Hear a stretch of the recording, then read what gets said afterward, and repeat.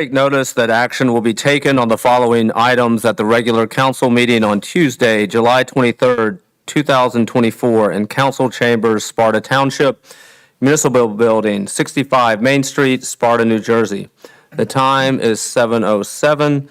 The regular meeting has now opened. All council meetings are now live streamed and can be viewed at the following link: www.youtube.com/SpartaTWP/streams.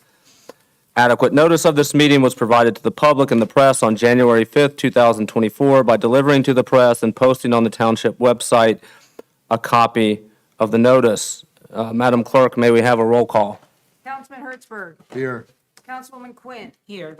Councilman Chiarello. I'm here. Deputy Mayor Blumetti. Here. Mayor Clark. Here. May we all rise to salute the flag, please? I pledge Allegiance to the flag of the United States of America and to the republic for which it stands, one nation, under God, indivisible, with liberty and justice for all.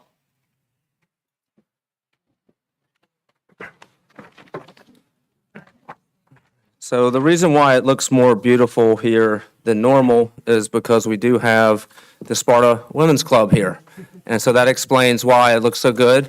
And it is my honor to read a proclamation to celebrate the 75th anniversary of the Sparta Women's Club. So I will read the proclamation, then I'll ask folks to come up for a picture.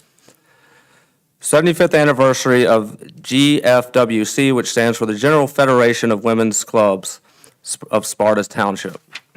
Whereas GFWC Sparta Women's Club is a member of the General Federation of Women's Clubs founded in 1890 and the oldest, largest, nonpartisan, non-denominational women's volunteer service organization worldwide with 60,000 members in 3,200 clubs. And whereas GFWC Sparta Women's Club is a member of the New Jersey State Federation of Women's Clubs of GFWC, organized 1894 and comprised of 6,000 members in 165 clubs, providing opportunities for education, leadership, training, and community service. And whereas GFWC Sparta Women's Club grants annual scholarships and supports Vial of Life, named Top Community Improvement Project in New Jersey, veterans groups, domestic violence awareness, DAISY, Knoll Heights, senior citizens, veterans groups, soldiers Christmas stockings, Wreaths Across America, Sparta VFW Memorial Parade, NAMI, Manna House, Literacy, Volunteers, Sparta Library, Family Promise, Sparta Community Food Pantry, Mary Knoll Missionaries, Operation Smile, Newton Free Clinic, Cookie Candy Project, JWCS Wish Tree, Cancer Center, Newton Hospital, St. Clair's Hospital, Weekend Bag Project, Emmanuel Cancer Foundation, Sparta VFW, Sparta Elks, and donates to local, state, and national charities. And whereas GFWC Sparta Women's Club is celebrating 75 years of service to this community through its distinguished history of devoting time, talent, support, and treasure to make a difference in the lives of others, one project at a time.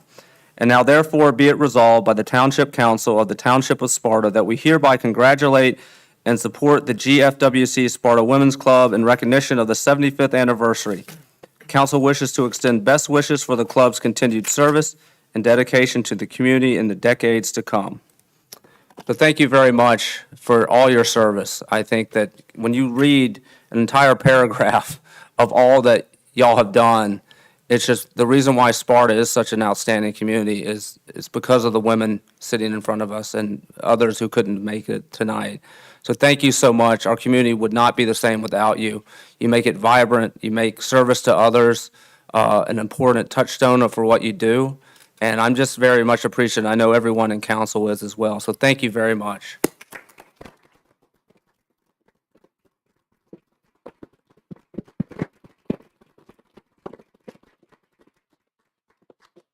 Thank you so much. I wanted to introduce our president, Susanna Lee, and hi. And we have something to read. This was written in 1949, the Sparta Women's Club founded 1949, and it was written by the first president of the Sparta Women's Club. A glimpse of Sparta in those early years. The Sparta Women's Club is located in beautiful Sussex County. Thank you. In the mountain and lake region in the northwest corner of the state of New Jersey. The population is 35,000, and the principal industry is dairying. A state highway enters the county from the south and winds up and around wooded hills until at Sparta it divides one branch continuing north and the other west. At the junction of the roads forming the Y lays the town of Sparta. It is an old town, 7 miles from the county seat of Newton. Clean white frame houses line both sides of the single thoroughfare, accented by an occasional large boarding house. Only 2 new buildings have been added in the last 30 years, the brick Veterans of Foreign Wars meeting place and the town hall. Until recently, Sparta hibernated in the winter to arouse in summer to play host to the hundreds of city people who came to enjoy the cooler temperatures and the many natural diversions. 25 years ago, to the left of the stem of the Y, a development company flooded a valley between the hills and created the largest privately owned lake in the state, Lake Mohawk. Houses were built around the lake and on surrounding hills and sold on the club plan for summer residents. As the years went by, the character of the development has changed. Until today, over half of the lake community is permanently occupied. It is from these 2 areas that the Sparta Women's Club draws its membership. And this was written by Mrs. Robert D. Gibson Clothy, first president of the Sparta Women's Club.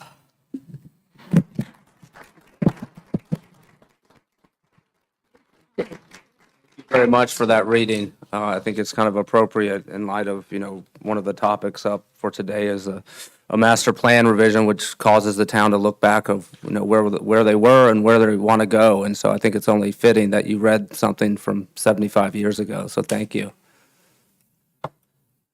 And why don't y'all come up and we can get a picture?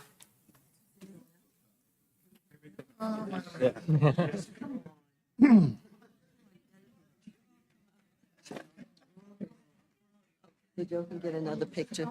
You go first. You go second. Offices.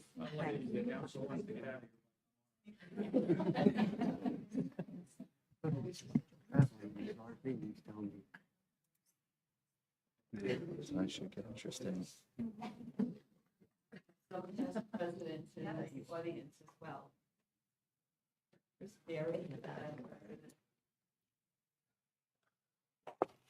Hey, Neil, you might want to just move the group back a little bit so you can all fit inside.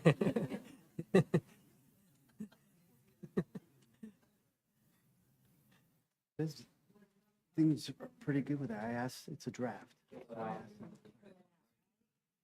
So I'm getting some. I'm gonna get it to you guys this week and you'll get a chance to read it. Hey, look this way, girls. It's everything in those All right. reports and common practice.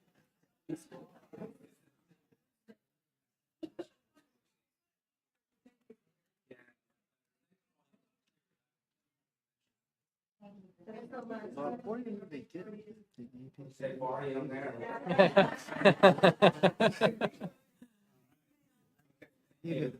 Thank you. Thank you. Again. Bye-bye. Thank you. So much. Thank you.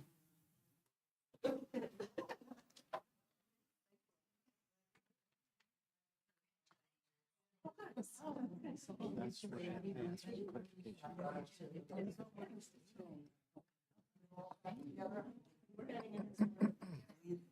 Did we lose Dan? Don't worry about it. Where'd he go? Good luck. Thank you. See you, Joyce. Take care.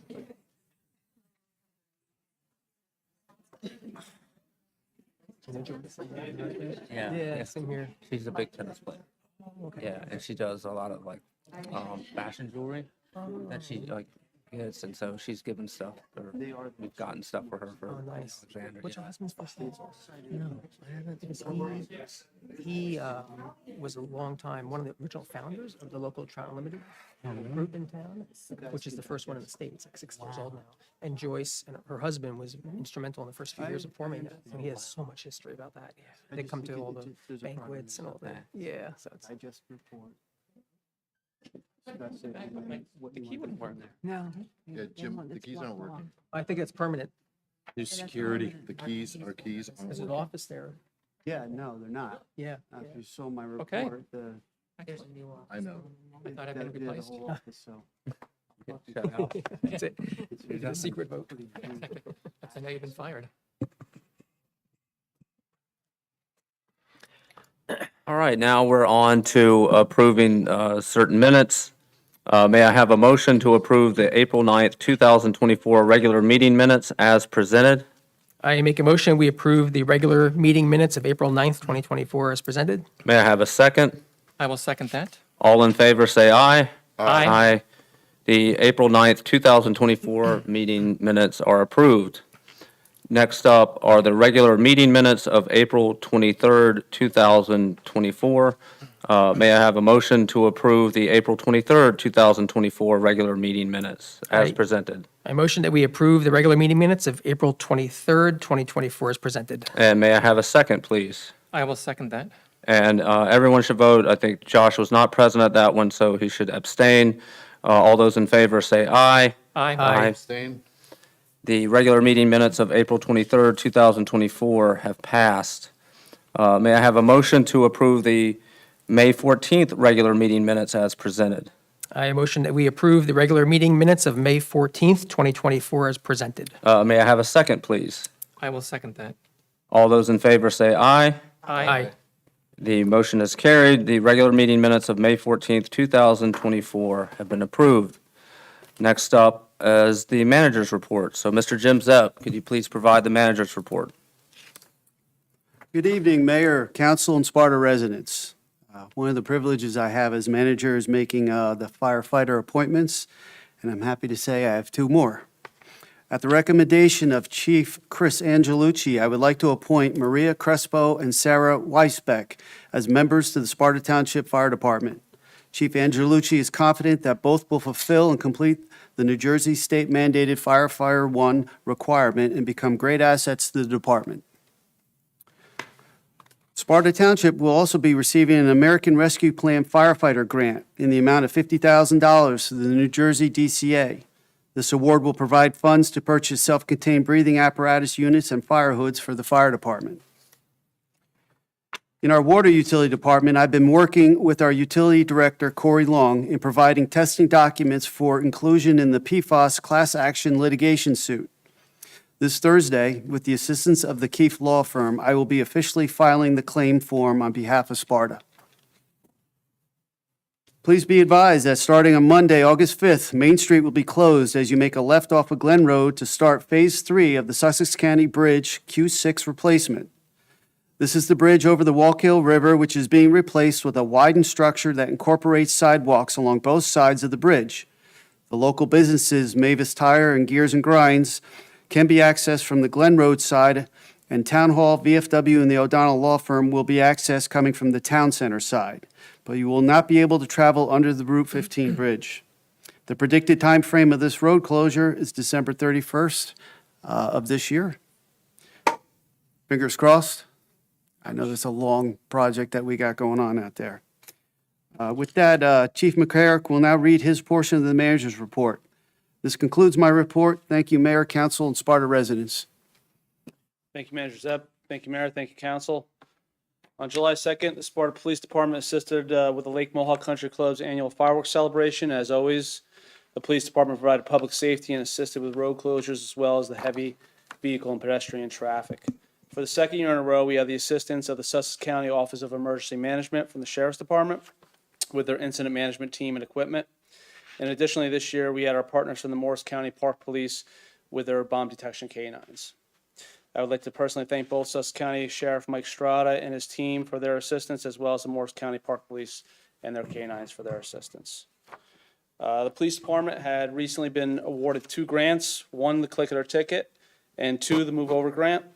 Click It or Ticket campaign took place from May 20th through June 2nd, and Sparta Township Police Department was awarded $7,000 for overtime patrols to promote awareness and enforce seatbelt and child restraint violations. The New Jersey Division of Highway Traffic Safety offered a federal grant to bring awareness to enforce the move over law. The law requires approaching vehicles to move over to a lane or slow down and be prepared to stop for emergency vehicles, tow trucks, and disabled vehicles. Sparta Township was awarded $7,000 for overtime patrols, and the grant is taking place from July 1st through September 30th. The Sparta Police Department's annual Junior Police Academy is kicking off on Tuesday, August 6th through August 9th. We are expecting a full class this year with recruits from grades 4th through 8th, and some of the daily activities that they will be involved in during the academy are marching, obstacle courses, demonstrations from the New Jersey State Police Teams Unit, medical aid demonstrations from our local EMS and fire, firearm safety and awareness, motorcycle demonstrations. We have a landing from the North Star helicopter. There's going to be physical fitness training. There's going to be a motor vehicle crash reconstruction that we're going to demonstrate to them. The polygraph unit from the New Jersey State Police will be coming. We have escape room set up. The New Jersey State Police Bomb Squad Detection Unit will be coming out and doing a demonstration. A drone presentation by Sergeant Guido. Several different canine presentations. The recruits will be trained in CPR and AED use. There will be a crime scene set up for them, virtual scenarios.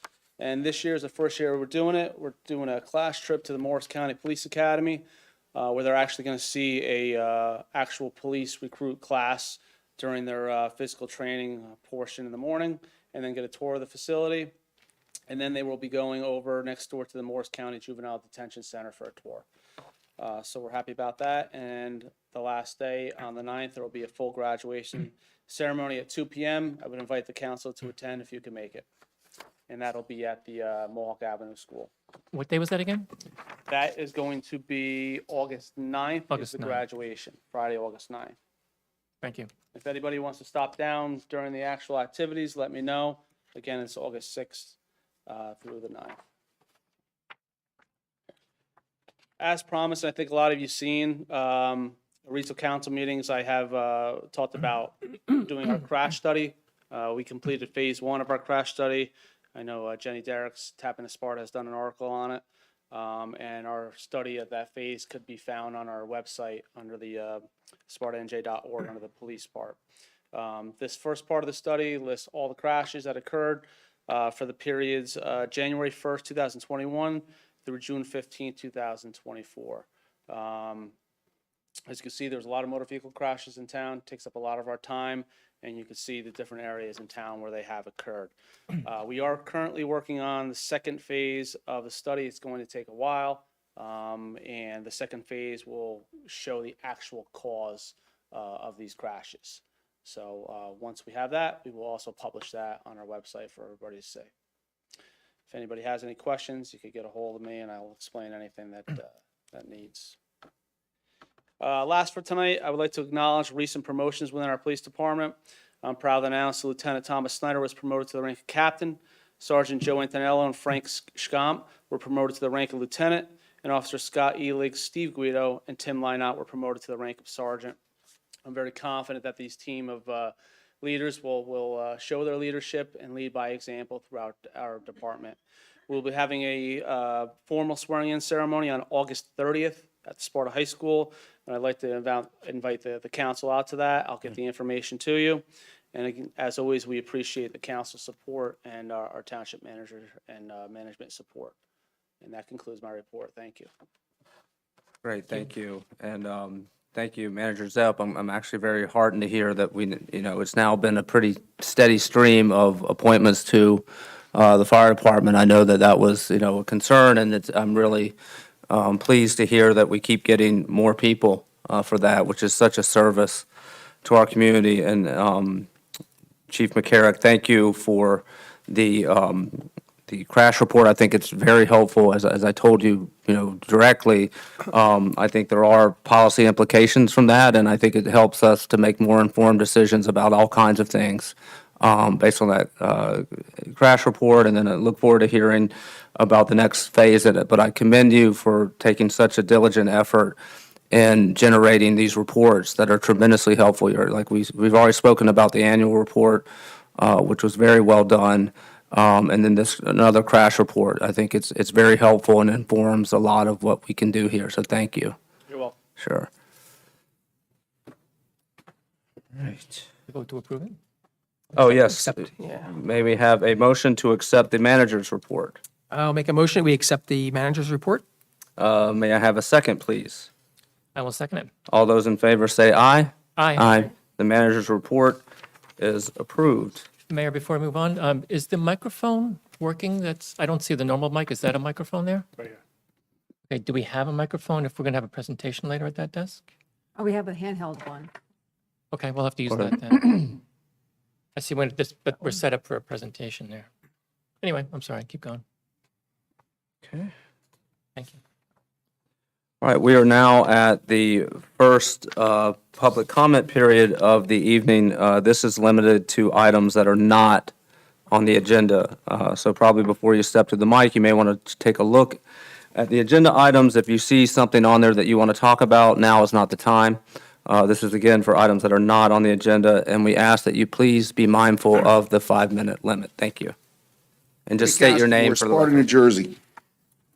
About a month or so ago, well, I've been working on this for over 5 years. I have over 3,000 pages of documentation.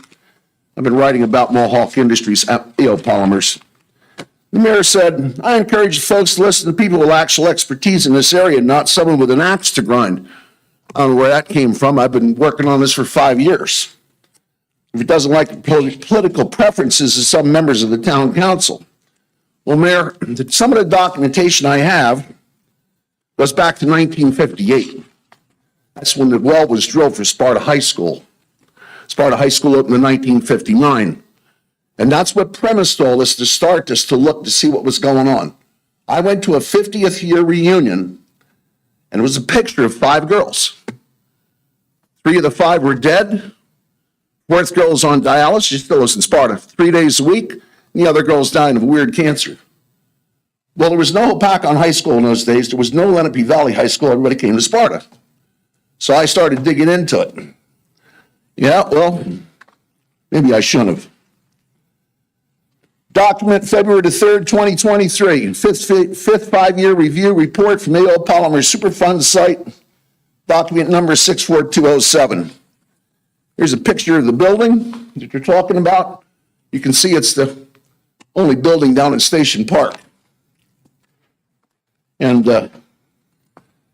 they say very nicely on page 12 of that report, soil vapor intrusion was identified as a potential exposure pathway and assessed since 2007. And it's a lot of nonsense. There's currently a building overlying the plume area where the site related exceeds the respective volatile organic chemicals. However, this building is used for storage only and not occupied. Town manager would tell you that's false. You got town employees in that building. And what furthers it, when they did their testing, when the original report came out in 1984, they said that the plume was moving in a northerly direction, northeast direction, which is down the Walk-Hill River, if you will. Well, when they did their testing, it's in that report, not one test well showed in the green. They were all in the red. Okay, now we'll move on. EPA turns it back over to DEP, said, oh, everything's fine. Really? March 28th, 2024. Sanborn and Head, Joe Nowak. Matter of fact, and town manager will tell you this, the town did not get a copy of this, right, Mr. Zepp? I don't believe so. Remember, I showed, yep. We met. Somehow you were left off the mailing list. Amazing. And it goes on to say, In their report, soil vapor intrusion was identified as a potential exposure pathway assessed since 2007, and there is an existing risk. Flip a couple pages more, and it says, are compounds of potential vapor intrusion concern included in the CWRA? Answer is yes.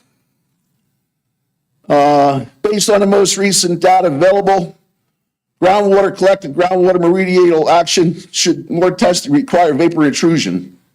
The answer is a yes. This entire town has been buffaloed since that whole mess started in 1970. Those chemicals are still down there in Station Park and down to the high school. And when we go back to the high school, everybody got sick.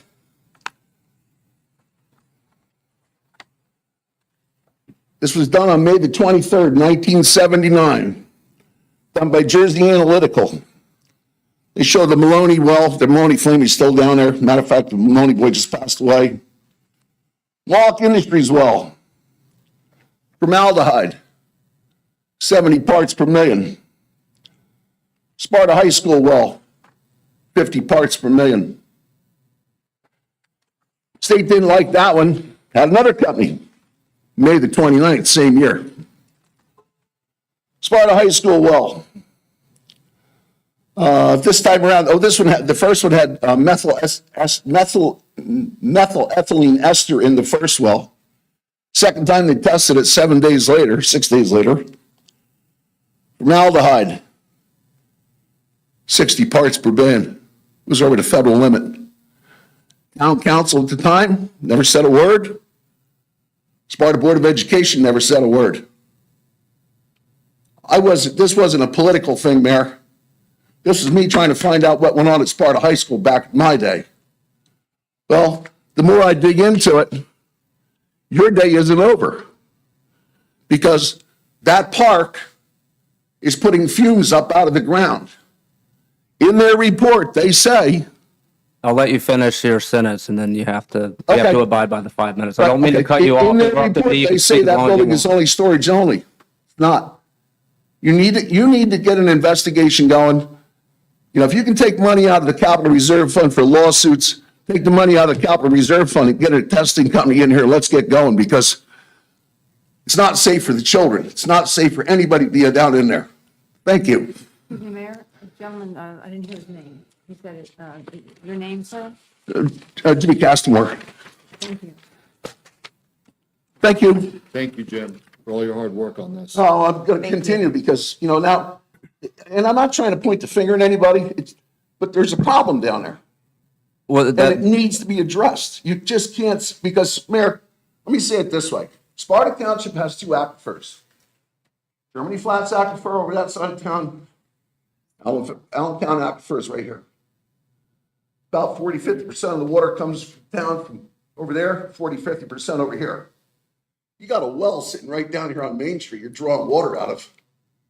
And the plume is across the street.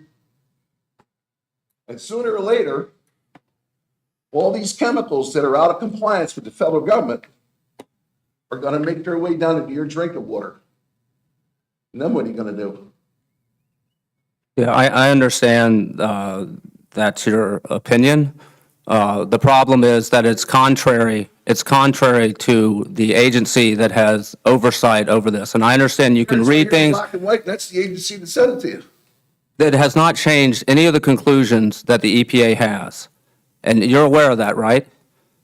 Okay, and you're also aware that, do you have a degree in environmental science, sir? No, sir, I don't. Okay, do you understand that people at the EPA do have a degree in environmental science? I'm lying to you too. Okay, okay.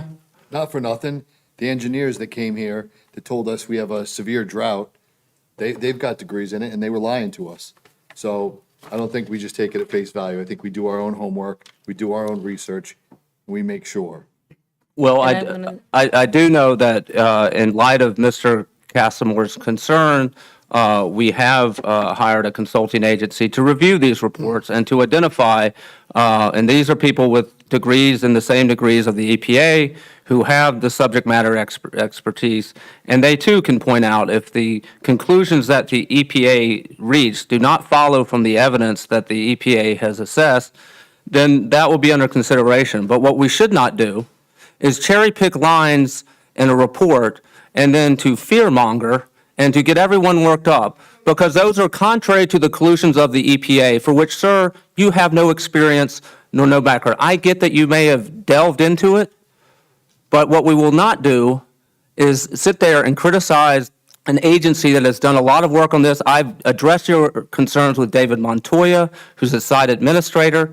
He's aware of it, and they haven't changed any of the conclusions that they've reached. I want to thank you, Jim, for bringing it forward with all the information. I think in the beginning, after seeing the sign-offs, right, originally going way back to January, it looked like it was signed off and everything was fine. But upon really talking to residents and getting additional reporting and different things of that nature, it did become clear that we wanted to rule out any area for concern and have an additional set of eyes looking at it. So because you have your due diligence. No, but what I'm saying is, Your time is up. Sir, The company was hired by the NJDEP, and the report in March says, we're investigating this needed. So there's the EPA, now we have the DEP, and we've got two different, I can make a report, anything you want to, if you want me to. well, that's why I'm saying I want to thank you because of your due diligence and bringing it forward.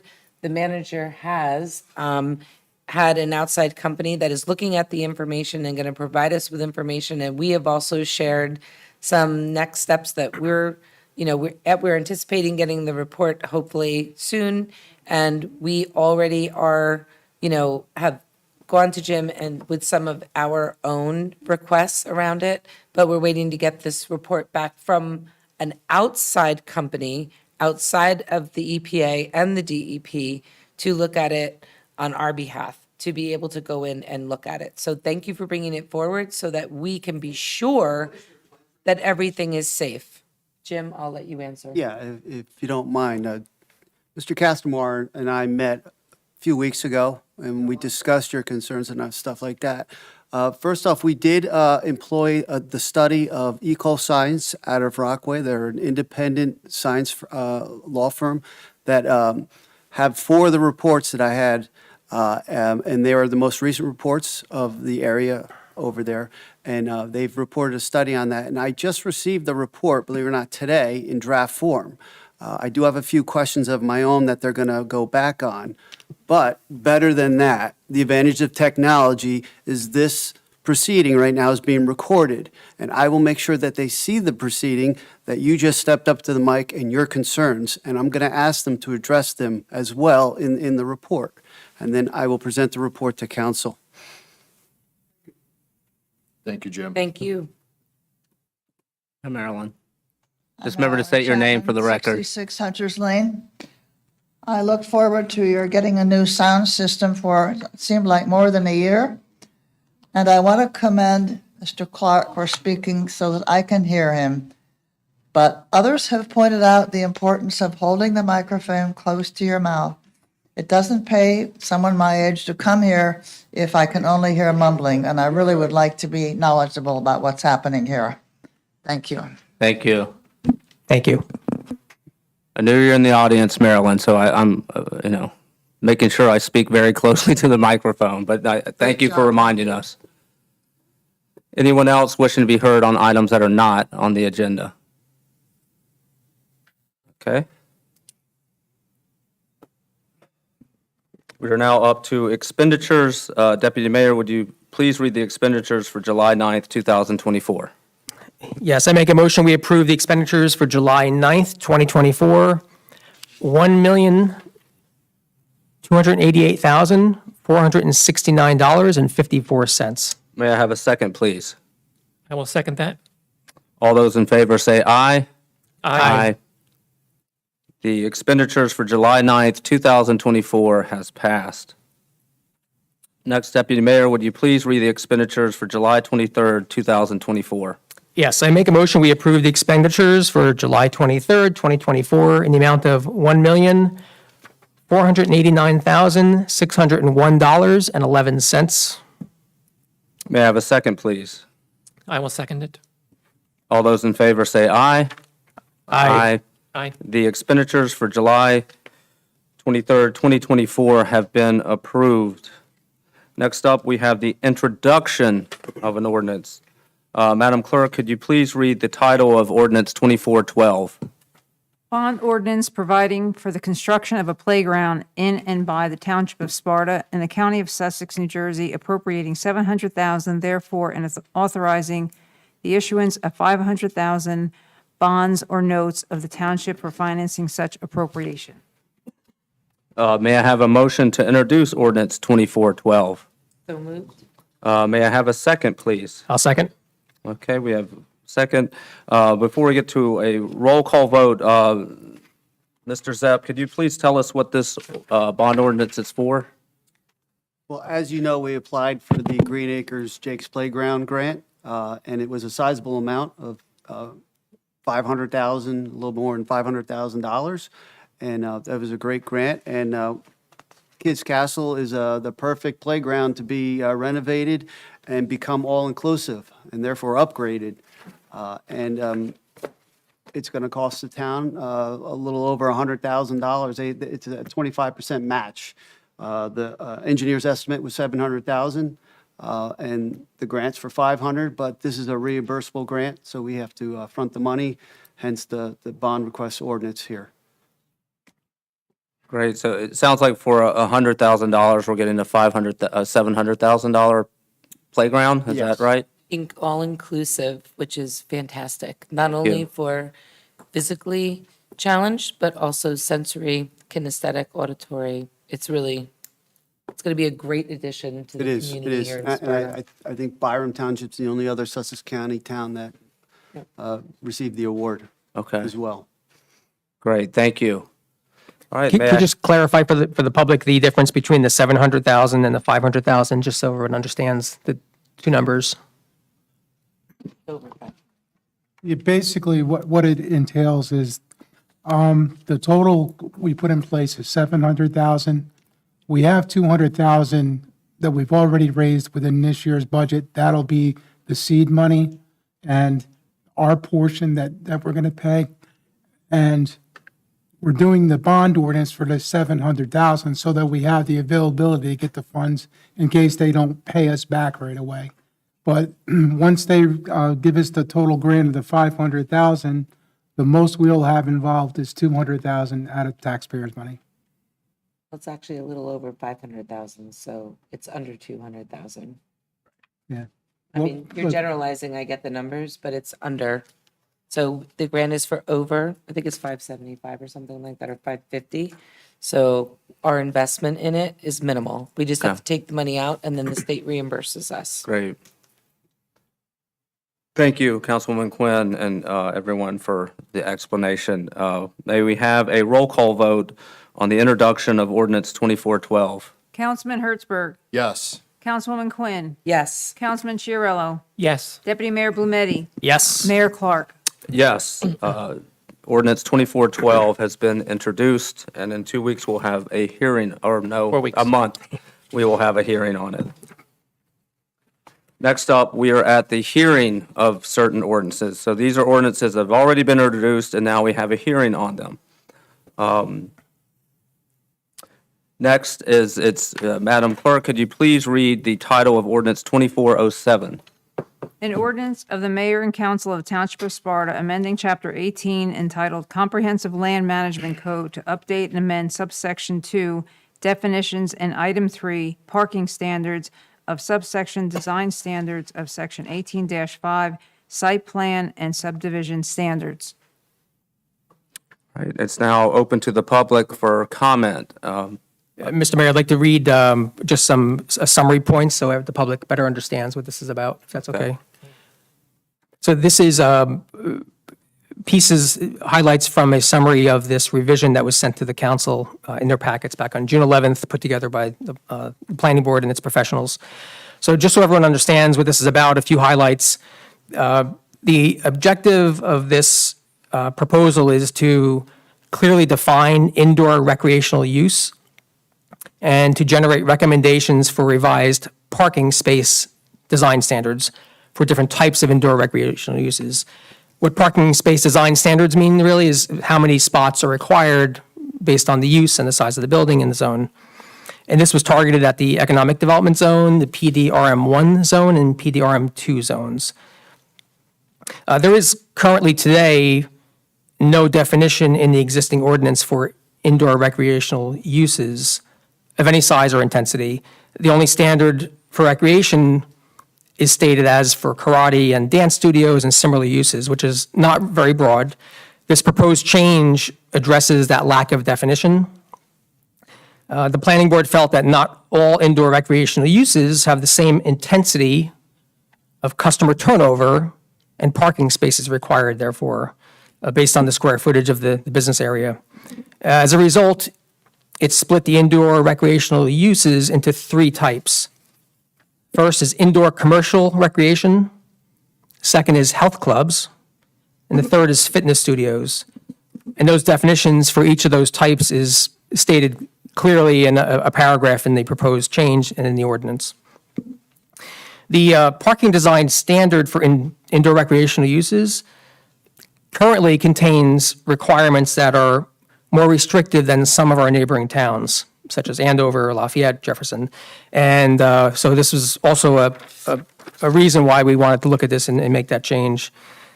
Just to summarize, the intent here is the planning board really wants to attract businesses and more easily enable the full use of some of those buildings and suites in those impacted zones for potential indoor recreational purposes.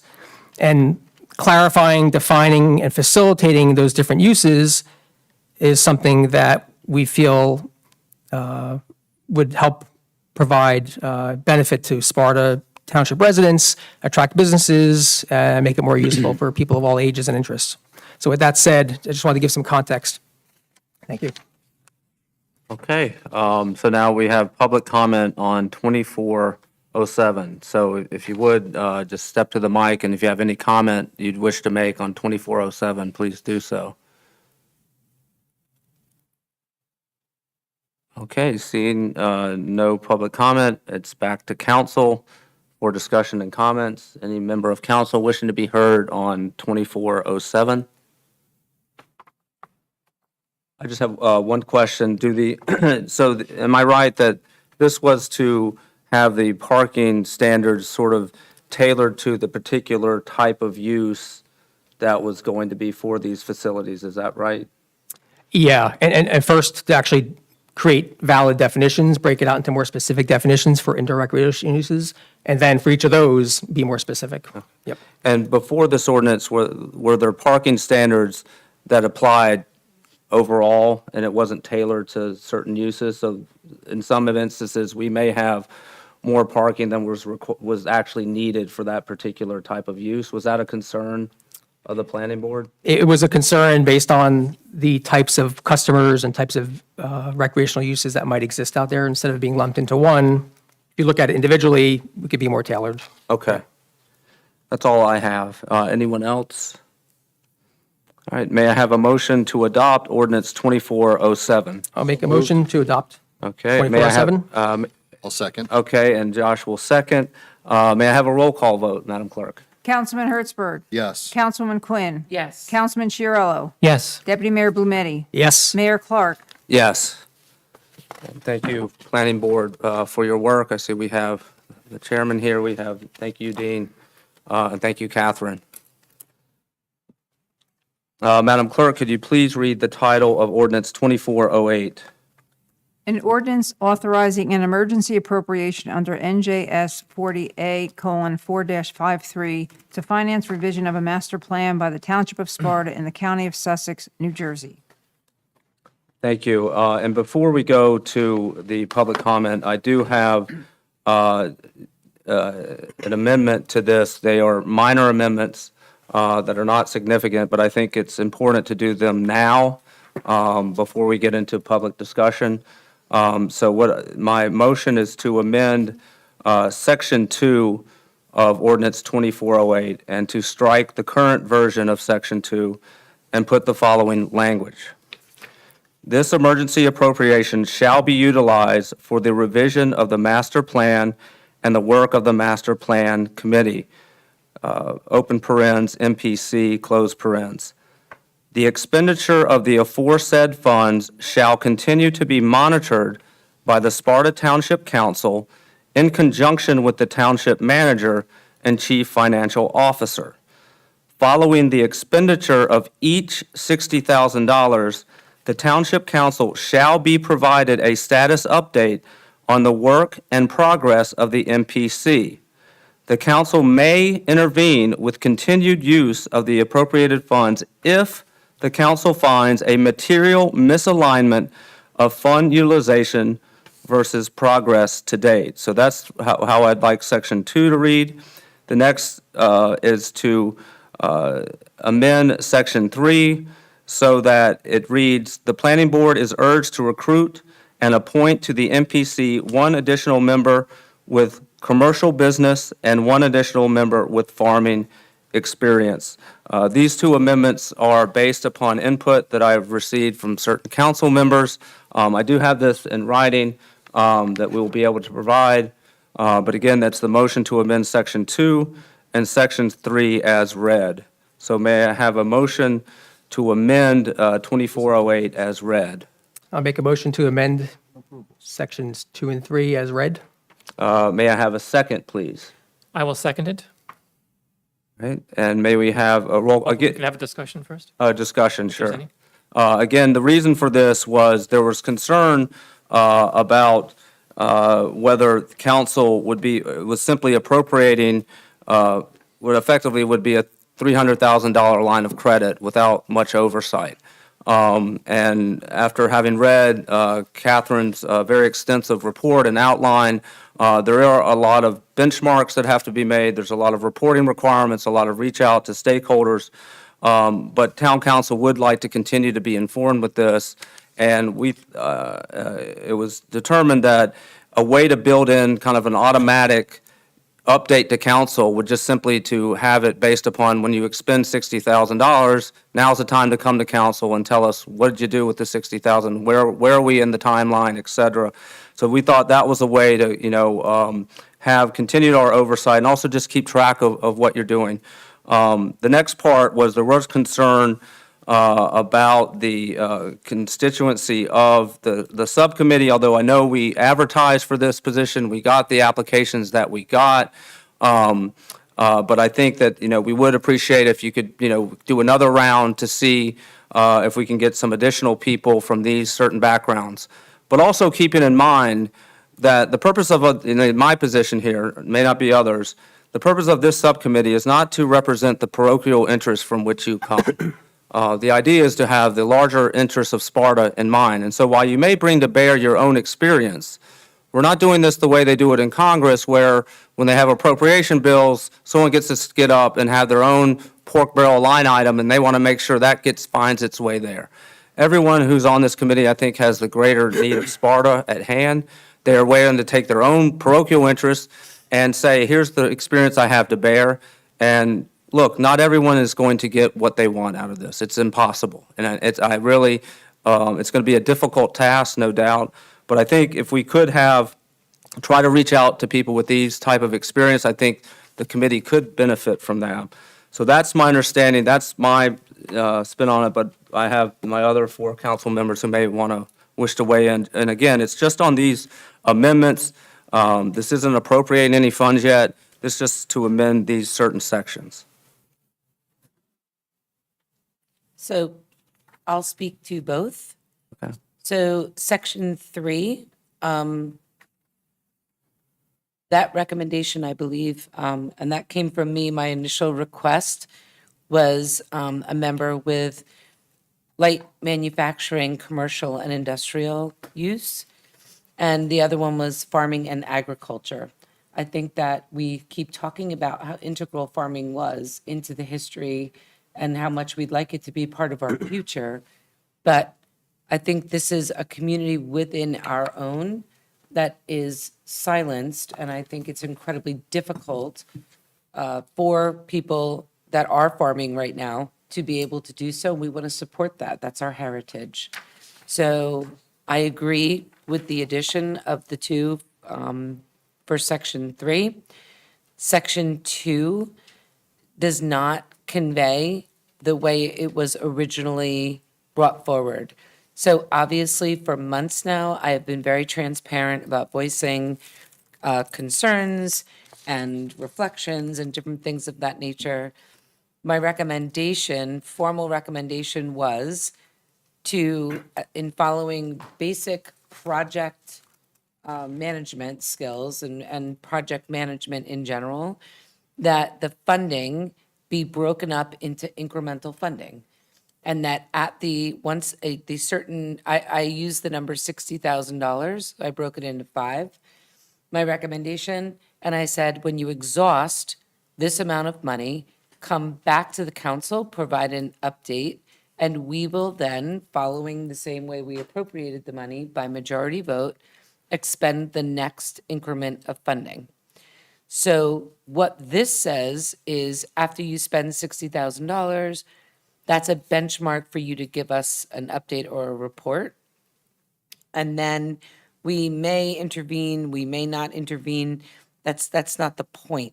The point is to be able to make sure that we are painfully aware, especially given consideration, the fact that we are being very mindful of the dollars, for example, and the progression, and the fact that the master plan, although we have this amount right now, and I know we're getting a grant, I believe also, or we've applied for a grant.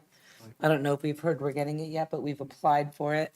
And I think that we need to be also very mindful that there's different things that can affect the master plan. There's also different things happening in parallel at the state level, with whether it be for, are you not able to hear me? Can you not hear me? Can you hear me? Okay. So whether it be the reformulation of fair share housing or the state's reformulation of open space, these are all competing things that are happening in parallel that you guys are obviously built into your timeline. You're aware that they're happening. There's a lot of conflicting things going on at the same time. So my recommendation was not that the $60,000 be a trigger point for an update, because I see from the timeline that you're going to present to us tonight, I'm assuming, that everything is detailed and outlined, and I'm very happy with this information. So thank you, because this is also something I was searching for and I've asked over the past months. What I recommended be in section 2 is not that that's the trigger point, and we may be able to come in and say, okay, whatever. What I'm saying is, when you spend up to 50 or 55, come back to the council, give us an update, show us what's going on, tell us what's in the next steps. Are you on track? Is everything going well? Or are you seeing, you know what, it's taken a little longer than we thought. Maybe we need a little extra money. I would rather know that as we're going, rather than find that out at the end and now be stuck to have to appropriate again or pull it from somewhere, and then everything has to stop until we put those mechanisms in place. So my recommendation was, in fact, to do exactly what the government does all the time. They call it tranches, I called it increments, where it's a majority vote. We say, okay, we've got the $300,000 sitting there. It's a credit line, basically. You're approved for the first 60, and then the next 60, you come back, and again, we have another vote that needs a majority to say, okay, great, here's the next 60. Same thing, and follow that through the project. And again, this way, we're being very mindful, and also we can identify, are we on track? Are things the way they want? I mean, look at the rate of inflation even just last year. God knows what could happen. So we want to make sure that we're staying in alignment. And so that was my recommendation.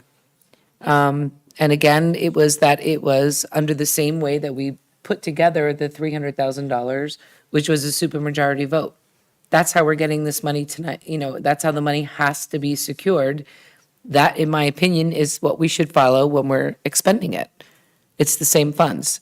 So that is a recommendation that I made. And I don't see it reflected in here anywhere. So before we vote on this, I want to bring that up. And just so that everyone is aware, after I mentioned this at the last meeting that we had, I've been very transparent about my feelings here. I followed up with the mayor the day after the last meeting, and I also sent correspondence out last week reiterating everything, all my concerns as well. and I just don't see it here. So is there a reason why this is not represented in this ordinance? Yeah, I could address part of that, so. You want to go? part of it is represented. Can I represent it right now? Basically, the ordinance is a blanket ordinance to actually set up the appropriation of the funds. Internally, we could do by resolution any guidelines that you want to actually spend those funds. But the ordinance is just putting the funding into place. And we can insert anything into a resolution to say that, okay, you only want to spend 60,000 per shot, or so many, thousands of dollars each month, however you want to structure the payouts. And basically, the ordinance is just putting the funding, the mechanism is putting the funding in place. And then what's the mechanism in place to release the funding? You could do that by individual resolutions. So you could do a resolution just to say, okay, we want to spend only $60,000 a month. And then once we spend down X amount of dollars, we want, we want like justification of all the expenditures made. Anything like that can be done basically by resolution or a motion or anything like that. So you understand what I'm saying? My recommendation was to be able to break it up into increments, and then as the monies are exhausted, then we'd get an update from the planning board, and they would need a supermajority vote to get the next allotment of funds. So basically, what you would do by resolution is you would say, okay, we want to set aside, let's say $30,000 for a period of 90 days for the planner. So then you would do that by resolution. We could get a purchase order going for that amount. So basically, your purchase order would actually be the mechanism of setting aside your funding. So that should be like the first thing we do when we do any of these type of things is set your purchase orders in place for the various parts of the project. But that's not answering my question about the incremental release of funds based on the supermajority vote. Well, basically, each purchase order is approved by the finance officer, it's approved by the township manager, and ultimately approved by the mayor and council when the funding, or when the actual funds are spent. But we're appropriating this money under a supermajority because it's a bond. So I want to follow that voting mechanism through as the funds are released. Again, working with your professionals, they should outline what parts of the project need to be done and put that as part of the body of it before we start actually, allocating the funds out to, okay, this is the planner, this is the engineer, this is, Why don't Just an we- interruption yeah, before we move on. Writing. I just wanted to clarify, this is not a bond, just to clarify that statement that was made incorrectly. This It's is not a an bond. emergency, this is an emergency authorization to put the funding in place because the allocations weren't known until after the budget was adopted. So why don't we, to move this along, why don't we address the issue I think that we have is the mechanism by which the $60,000 and how this is funded. And so the issue is whether it would be appropriate or would be an overreach of our budgetary authority to say that we have to release at $60,000 in various tranches based upon what we deem to be sufficient progress. My understanding, and correct me if I'm wrong, that could possibly exceed our budgetary authority to do that. Well, first of all, the council does indeed have absolute budgetary authority in terms of the funds that are expended by the township. What we're doing here is you're adopting an ordinance that is going to appropriate $300,000 for this specific purpose, the revision of the master plan. I mean, you certainly can monitor it to whatever degree you reasonably wish to. But if you're talking, and perhaps I don't understand the suggestion, I mean, if you're talking about having 3, or rather 5 separate emergency appropriations over the course of this project, I imagine you can do it. It certainly would be unusual. and certainly Sam can comment to it better than I, but it would be unusual to have 5 separate ordinances adopted for emergency appropriation for this single project.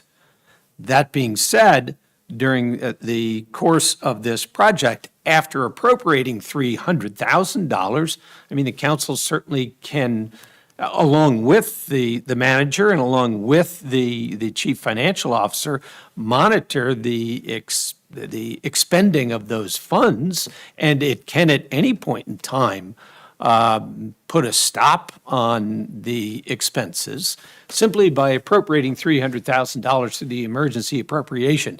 Doesn't mean you have to spend it. And that certainly can be monitored by your administration, but it also can be monitored and brakes can be put on it by the council adopting, a resolution that would put the brakes on those expenditures. So, And the biggest thing out of all of this, and this goes pretty much across the board, any person that is trying to get something authorized or get a purchase order in place, you need to put a purchase order in place before you order the product. I mean, number one, get the purchase order in place, then worry about, ordering it here or, having the professional come in here. I mean, that's the biggest thing up front. You have to stick by, nothing should be done until you have a purchase order in place, saying that the funding is there and available. Is that the way this has been done? It's the way it should be done, But is that the way it was done from the beginning? usually, sometimes, but again, it needs to come to me first. I'm the one that's saying, okay, the funds are available, here you go, here's your purchase order. Yeah, I would say, I want to comment too, I think if we were to go back 5 times for special appropriations emergency, that would also raise the question like we dealt with a few months ago, well, why is this in your budget, right? So if we're looking for 50, 60K each time, then why isn't it in the budget? This allows us to spread it out over 5 The years. 300, as soon as this is adopted, the 300,000 will be set aside for anything that needs to be done as far as the revision of master plan. The way that we're doing it, the mechanism of funding on this is because it's a special emergency authorization, we're deferring the payment of that 300,000 over a 5-year period. So that softens the increase to the taxpayers. It's not like we're throwing $300,000, which is one tax point, into the budget at 1 year. Now it's spreading it out over a 5-year period. Yeah. And this, And that's what's provided for under the statute in terms of an emergency appropriation such as this. I mean, the statute provides for a series of events under which you can seek an emergency appropriation. One of the specific items is preparation of a master plan or revision of a master plan. And it does, as Sam has indicated, allow for spreading that over a 5-year annual budget. I will say, And just the thing too, is the individual boards themselves, the board members, shouldn't be asking for the issuance of purchase orders. It should be done by the department head of whatever department that official is working for. Yeah. So if you go to land use, it's going to be the land use administrator that's going to be doing the purchase orders or their delegate underneath in her department. yeah, I think this, I know I heard the concern that you expressed over and over and about the amount of money at a time and kind of authorizing it as we go along the way. It seems to me that the essential point is to make sure that the money is not being misspent or abused or misused, and that it's being used appropriately. All the money is going to our professionals, and this way, the way the ordinance with their revision allows the council to intervene and cut off that funding supply if there is a material difference between the spending of the money along. None of us want that, right? If we spend 60 or whatever and not much has happened, there has to be something to show for that.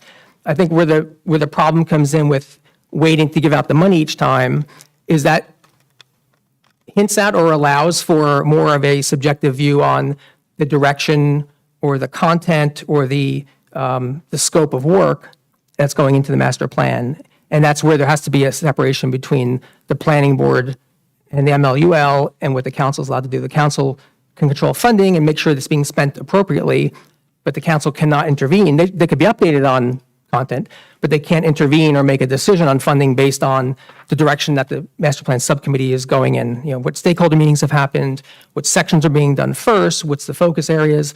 That has to come from stakeholder input from everyone, from the council, from township employees, from dozens and dozens, and you'll hear that in a few minutes about the draft list of stakeholder groups and meetings and outreach. That content and that direction needs to be independent in the planning board. So first of all, I think this whole thing has been done backwards. I think we should have seen the presentation first before we went back to this ordinance. That would have made a lot of sense so that the questions were answered and the presentation was given and we could actually ask the professional. And again, my big disconnect, and I am happy to share any email documentation that I have sent. There's been newspaper articles written about my opinion on this. I've tried over the past 2 weeks specifically proactively to try to get all the information that I needed because I was not getting the information that I needed. I have a couple different issues with the fact that although we have a great timeline, we don't have monetary costs connected to things. So things aren't tied together. I've asked multiple times to get a little more of an understanding of how the pieces come together with regard to this is anticipated to be this much, this is anticipated to be that much. And this is why over a month ago, I voiced this concern and this idea to let's talk about how can we set this up so that the money is earmarked, the 300,000 is earmarked, but we are controlling in drips and drabs. I broke it into 5 because it's 5 years. Nobody, and I sent this email to everybody, not one person came back to me and said, hey, how about 3 increments? Or how about 2 increments? Or how about whatever? For the most part, the email was, whatever. I had to follow up again and again and again and again and again, but there's been no back and forth. Actually, Chris, And can I I'm not interrupt? saying, Sorry, wait, I'm sorry, finish. yeah, that would Sorry. be good. Okay. So what I'm saying is, if it's a matter of the amount, the number or whatever, then that should be a communication that we're talking about. But I do feel strongly that we need to put some basic project management behind this, and that's being responsible around the funds. We have not been approved for the grant yet, and my understanding is, has our budget been approved? Or do we even have an approved budget? Did the state Yes. approve our budget? I finally got the final approval from them today. Today? They approved our budget today? Okay. They've sat on it for 3 weeks, but Okay, so what I'm moving forward with, and I am open to some kind of communication would be nice since it's been over a month, but I feel very strongly that when you're doing basic project management, these are the kinds of checks and balances that you're putting in place before you just hand over a bunch of money with, oh, they might be able to do this and they might be able to do that. And I don't understand what the fear is in saying, hey, we got the money by majority vote. We're going to put it aside, and then in increments of 60 or 70 or whatever it is, when that money is exhausted, they need, we need an update. They need to come back and say, okay, these are the next steps. This is what's going on. This is what it's anticipated that it's going to be. We're still on track, or we're falling behind, but because of inflation or this or that, or that's more expensive, or we needed a new professional or whatever's going on. Because the risk there is if we don't know and we don't see it, then we're going to end up at the end of the year heading into another budget year. And if the $300,000 is gone, then where's the next $300,000 coming from? We need to be able to plan. And I think this is part of being a responsible project manager. So given the information that we have, and again, I really feel like it would have been great to see the presentation before we had the hearing, during the hearing, rather than asking us to vote on this. We're I'd not like to voting on it read- yet. We're just voting on the proposed amendments. We can just table that and go to the presentation. Well, I mean, that's. I'd like to How would you do that? read a completed ordinance before I get to a meeting and have a chance to actually understand it and read through it and come up with my ideas before we're sitting here and having it read to me. This ordinance has been out there for the month. Not It's only this one, those- the it's- amendment. No, it Excuse me, I'm hasn't. speaking, Josh. the two changes were just read, okay? They were read clearly. They were minor changes, and they're to accommodate, those two are minor changes to accommodate some of the concerns. I want to go back to the 6 or the 5 increments, the 60K. We could make them less frequent and more dollar amounts, but I thought you wanted it more frequent. And secondly, I couldn't disagree with you more, 1,000% more disagree with you about the project management comments. There's a Gantt chart that's detailed out. There's a process flow map. We'll see this in a few minutes. There's a 4-page general steps and detailed timeline overview. There's a 4-page details of documents and contents. And there was a statement of work that Corey and Catherine put together. There's a lot of documents here for something that, as you're saying, is not funded yet. So there's a heck of a lot of content here on project management and rigor and thinking and that went into this. Okay, so- why don't we I'm take sorry. a look at it So before when we you get gave too me the much. Can I Trust. interrupt this just for a moment? Can I make a suggestion that we apply Robert's rules here and have parliamentary debate rather than a free-for-all conversation and go one by one, have each person uninterrupted individually, make a statement, ask questions, et cetera, rather than, so that we're not talking over each other? So what I'll say right now is you gave us we have great documentation and I think it's fantastic. We got this, when did we get this? Monday? No, Friday, last week or something? Right. Okay, so I think it's great documentation. The issue is that in all this documentation, which is another thing I've been asking for months, there's no money tied to it. The only monetary information that we got was, here's professional estimates of $165,000, but we're going for $300,000. And I said, why is it $165,000 on a piece of paper, but it's $300,000? And the answer was, it's padded. I get that, it's padded. But I have no documentation in anything to show me what is the end-to-end, what is included with this $300,000. I understand 160-something thousand is professional services. I get that. But the other almost half of the money is not accounted for anywhere. It's just charts and chats, and I get that.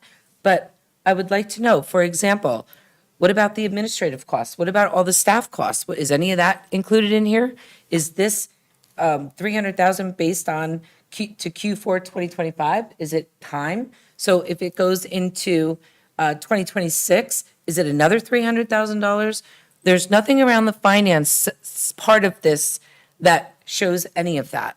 And so again, I have been desperately trying to work through something where we can get behind this and do it in a responsible way based on the information that we have and the information that we've been asking for a very long time that we don't have still to make an informed decision about it. And the way that I can do that right now, personally, is this. Because, in the past, we've gotten estimates, and I outlined this in the email, of between $500,000 and $1 million to get a master plan done. Then it was, it's going to be 125, then it's 300,000.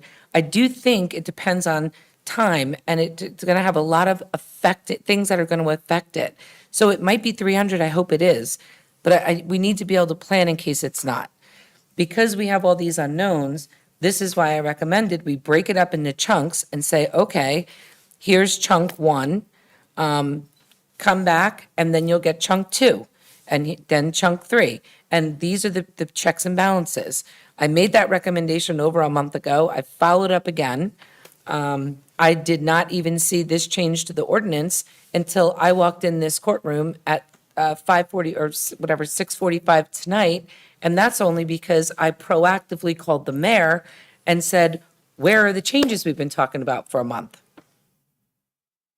So I got this 15 minutes before I got here as well. So I apologize that I didn't see this, and if I had seen it before, I would have come back and said, this is not what I was recommending. Okay, I think we need to So- move on. We get that you don't support the change. If you want, we can table the amendment until after the presentation and pick it up again, if that would help. But I think at this point, we've all, unless, Dan, you haven't spoken on this, and so I wanted to give you an opportunity. Also, you can weigh in on your project management experience. Thank you. I'll just make a couple of comments, and then I think we need to proceed to a vote on the amendment, and then we can introduce or table the ordinance vote until after we see the presentation, I would recommend. So that $300,000 cost total was broken out into approximately $160,000 for the master plan rewrite, of which we are seeking a grant to cover the entire cost of that master plan rewrite. The balance of the $140,000 was the administrative costs required to then review our existing ordinances to make sure they comport with the master plan that will have been just rewritten. That's how those $2 amounts break out. But again, the cost of the primary piece of work, which is the master plan rewrite, we're seeking a grant to cover the entire cost of that project.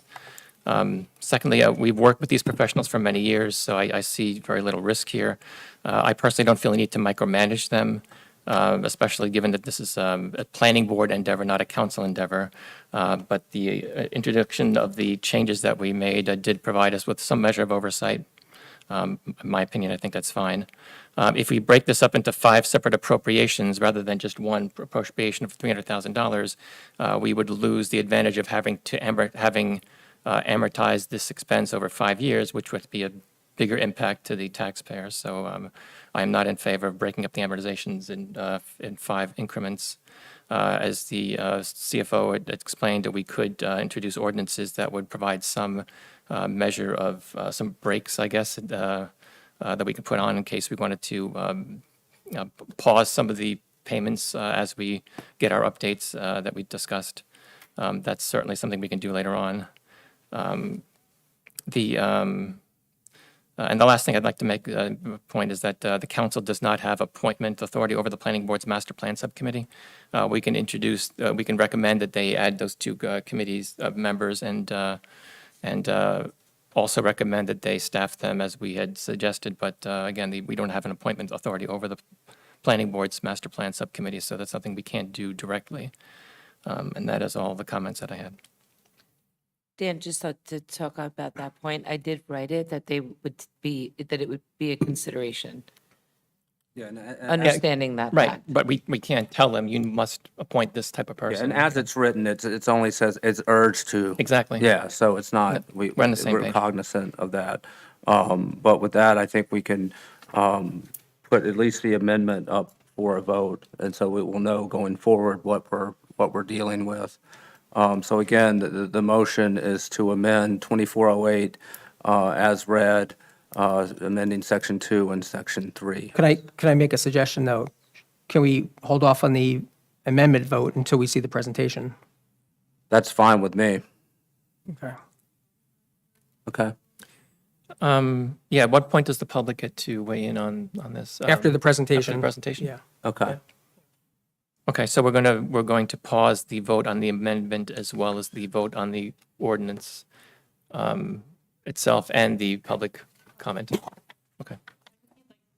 Minutes to put up the screen. And you probably want the microphone? Do you have the microphone here? Oh, that one? Mobile mic. Oh, yeah.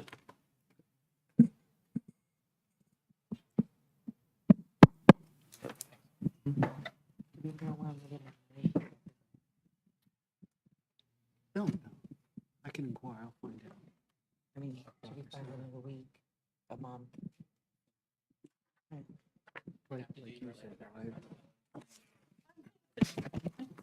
No, I'm not really, I can use the mic. No, I should probably use that. Yeah, let's do it. Thank you.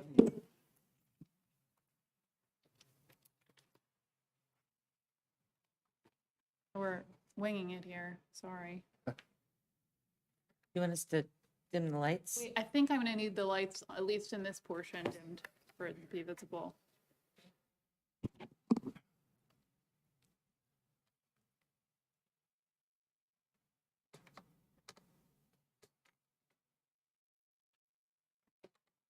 I think close. Not gonna be the biggest screen or the brightest screen.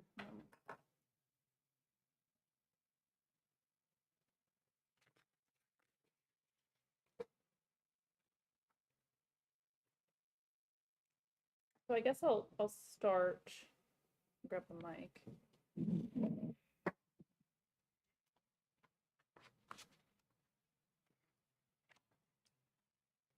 So it's basically just going to be a rough depiction of the document, but hopefully it's helpful as a tool to go through this. So first I want to say this is a Gantt chart. It's included as a project management tool to basically track progress of a project, and breaks it into kind of different tasks, responsibilities over a timeline, and then tracks it by where you are along the way. And at the end of this one, because it was done in Excel, it's formatted as a PDF, but there's a progress category at the end, basically, that we can track where we are. So you'll see like 50% on the budget discussions that the subcommittee has been talking about under that section. So I'm going to walk through by the phases. So the far left-hand column is the phases that these tasks have been broken out into, and then kind of the subtasks, like the actual things we're going to do within each of those phases.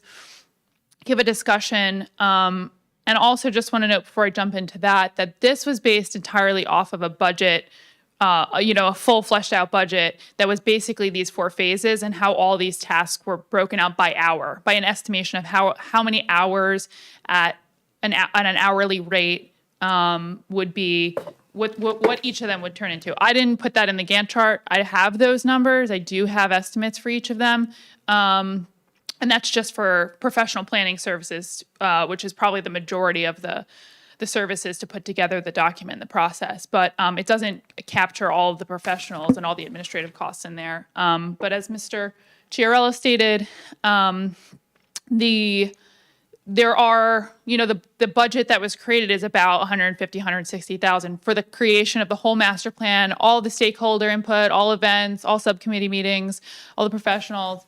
And then that additional kind of padding, as I understood it, was that that's not where the process ends. And I'll show that on the Gantt chart. The master plan is a document that is a policy document, but it is not something that codifies anything. So it's really just a planning document that lives and breathes, but all of the following actions really will take additional work to put anything in place, depending on how it goes.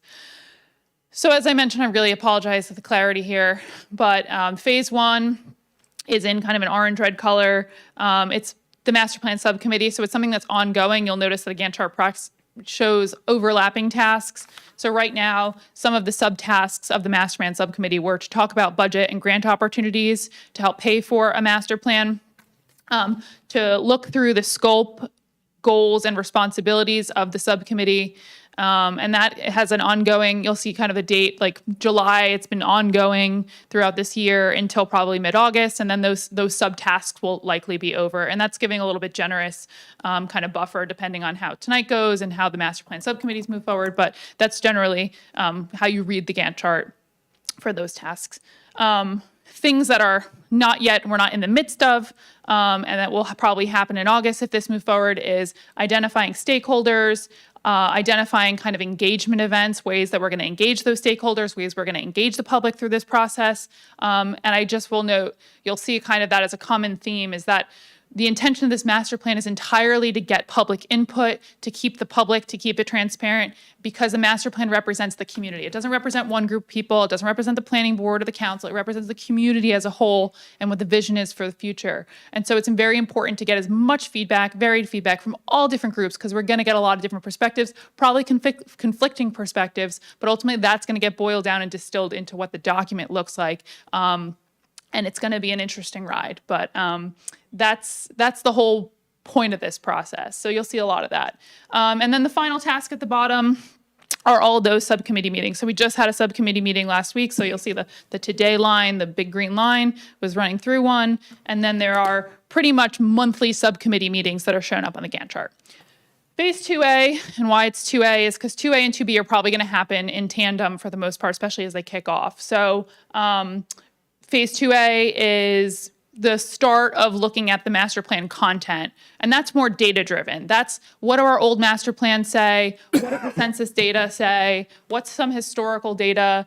And then start to get into synthesizing some of that data into maps, into graphics that will eventually make their way into the master plan, but they're going to inform the public. So as we start to create that data, it'll create material for meetings, for subcommittee meetings, for any kind of events.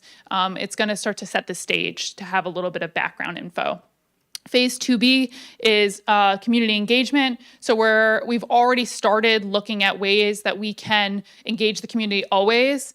And we took some kind of tips and tricks from other towns that have done master plans in the past few years and found a way to create kind of a community hub online, like a website dedicated to the master plan page to show progress, to make sure everyone's up to date, show what's going on, provide as much info as we can so that it's a hub that no one has to ask too many questions about where things are. It's all right there.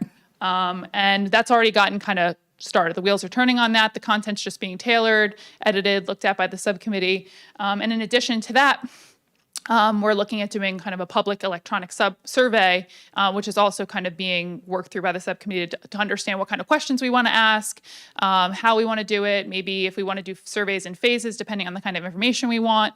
But those are kind of the top three things you'll see is like the hub, the website will go live eventually. The public survey will also go live and be open for a certain period of time. And those are not like cost generative things that will cost for the entire time that's shown. It's really something that's going to have a cost to get it going and then a cost to analyze the data from them or any kind of input we get out of them. You'll see kind of those smaller chunks where the words are kind of squished in there, but those are estimated ideas of when we'd have like a public session and then a stakeholder event or something like that. So we imagine that we're going to have roundtables with like the council members, roundtables with the police department, with the Board of Education, with recreational groups, with all these different organizations in the town. And those will happen probably pretty intermittently. Some of them will include professionals, some of them will not. If there's any kind of like farmers markets or booths that the town, like an event where there's booths, there could be a master plan booth that can be entirely driven by the volunteers on the master plan subcommittee and no need to have professionals. The whole point of the hub too is to have a lot of that professional lingo and some of the verbiage and some of those materials so that any of the subcommittee members can point to that and say, you know, that is our message and that is where all our information is, so they don't have to worry about doing that on their own, especially if there's no professionals present. They can kind of carry that. And so you'll see those intermittent stakeholder and public input sessions. We imagine they're going to be frequent. We hope that, you know, as we start planning those things, that there'll be a lot of public input events and individual, like I said, stakeholder roundtables or charrettes and things like that. And then finally, towards the end of summer next year or midsummer next year, we hope to have all that feedback and then synthesize it in a way that we can put it in the master plan. And I guarantee you the master plan will have a whole section about public engagement specifically. When the events were held, when meetings were held, who was at those meetings, some of the, you know, overarching topics that were discussed and some of the feedback that was discussed, and that'll all, you know, come together. It may not be specific. It's not going to be an appendix to the master plan that's going to say these were the survey, all the survey responses. It's probably going to be in pie charts and graphs and things like that. But it's a huge piece of the master plan to show all the work that was put into it, not just by certain groups, but by the community as a whole. And then phase 3 is the actual drafting of the master plan. So you'll see a pretty lengthy kind of timeline for that because it's going to be ongoing. As we get data, as we do stakeholder events, a lot of the information that's whittled from previous master plans and from this process and from ongoing things will start to get drafted into a framework. It's really going to be an outline at first, and then it's going to get filled in over time. But there's only so much you can do if you don't have the feedback from the public and from the stakeholders to really turn those into thoughtful recommendations, thoughtful goals, and thoughtful objectives. So they'll have placeholders for things like that. So that kind of background, drafting those subsections, it's intended that those go through early next year. And then that's kind of like a 3 to 6 month process generally. And then that continued drafting is going to be really taking all the data we got in today, in 2024 and 2025, and putting that information into the second kind of drafting stage of the master plan. Then towards the end of summer, a full draft is anticipated to be completed. It left a little wiggle room, 6 weeks to 8 weeks for that kind of finalization of the draft, editing as it circulates amongst professionals, amongst groups, typographical, content editing, et cetera. And then kind of a graphic design package, making it look, all the branding look consistent, make it look nice. It's a document that hopefully will last us a long time, so you want it to be well done and presented well on top of that. And then final, phase 4 is a very simple one. hopefully, but it's project close and adoption. It's just one task. It's that this master plan has to get noticed properly, has to go before the planning board, has to have public comment, and then planning board has to adopt it in order for any of it to matter. And then you'll see the kind of the step after that, that blue line says project end. So the anticipation, the estimated timeframe is really from Q3 2024, quarter three, to quarter three 2025. So a 12-month process is how this has been imagined. It was not put together, randomly. It was not something that's an aggressive timeline. It's really meant to be realistic and reasonable. And there are buffers within each, a 4-week to 6-week buffer within each to make sure we have some gaps if we need to. So if something gets delayed or something gets canceled, we lost it. Or something gets canceled, then we have, wiggle room to then move. Battery's dying, probably. I don't think We could use that one, Catherine. I think probably the public mic. now I really feel like. So, thank you. That should be enough lag. Okay, thank you. So that's kind of the scope of the project. Again, it was based off of budget with hard hours to a rate to put together the full scheme, at least for the professional planning portion. And within that scheme, there are some budgetary buffers as well, on top of some of the steps to make sure that it's all captured if there was any kind of hiccups or anything like that. I think that's all I have as far as, the project timeline, the project management. I totally understand the way the appropriation is going and the way they want to have check marks. And I have no problem, at least from my perspective, of having check-ins with the council. Now, at first, there's not going to be a draft to share, but there will be progress to share. The way that the manager has a check-in, there can be a check-in about the master plan, absolutely, on top of all the other events and on top of all the other engagement that we'd like to do. Because I think it is important. It's a big deal. Sparta hasn't had a master plan in 40 years, a comprehensive master plan done in 40 years. So this is a big step. It's a document that's going to mean a lot, and I think we have a reasonable 12-month process. In some places it can take longer, but I really think if we stick to our schedule, it can be done in 12 months. Catherine, I'm not sure if you have the list of the draft stakeholder groups. I don't have that. Okay. But we have probably, I think the subcommittee identified maybe like 20 to 30 stakeholder groups. And the intention is we look more carefully at those groups and figure out how to group them together and then plan engagement and activities based on the group size to see what works best. So, a broader presentation with feedback might be better for a bigger group, and a roundtable might be better for, a smaller group where you can break out into groups of 4 or 5 with subcommittee members or professionals. But there's endless ways that we can engage the public and stakeholders. We just haven't thought through that part yet. That's one of the tasks on the subcommittee. So it's probably going to be the topic of one of our upcoming meetings. I know my recollection from the other night was the seniors, the council members, different aspects of the business community, so Lake Mohawk, and so a bunch of different forums for that. Police, fire, ambulance, all the schools, religious groups, youth groups, all the township boards and committees and their council liaisons, et cetera. So there's a whole, right? Yep, even some of the industrial or commercial subdivisions like White Lake Plaza, we identified, I think we were just the tip of the iceberg. There were probably more that we hadn't hit too. But really, the intention is to invite as many people as possible. Some may say no, some may, they may not be interested, but the hope is that we reach out to as many as possible and that we engage as many groups as possible. And it's going to be online surveys as well for each group. So if they can't physically get to a meeting, will they have a way to get there? So the survey itself will likely be online. It's not teased out yet, but it's likely going to be something that's entirely online and runs for just 6 weeks. And hopefully we can share it via social media. We can share it via that community hub. We can share it with QR codes and things like that in paper.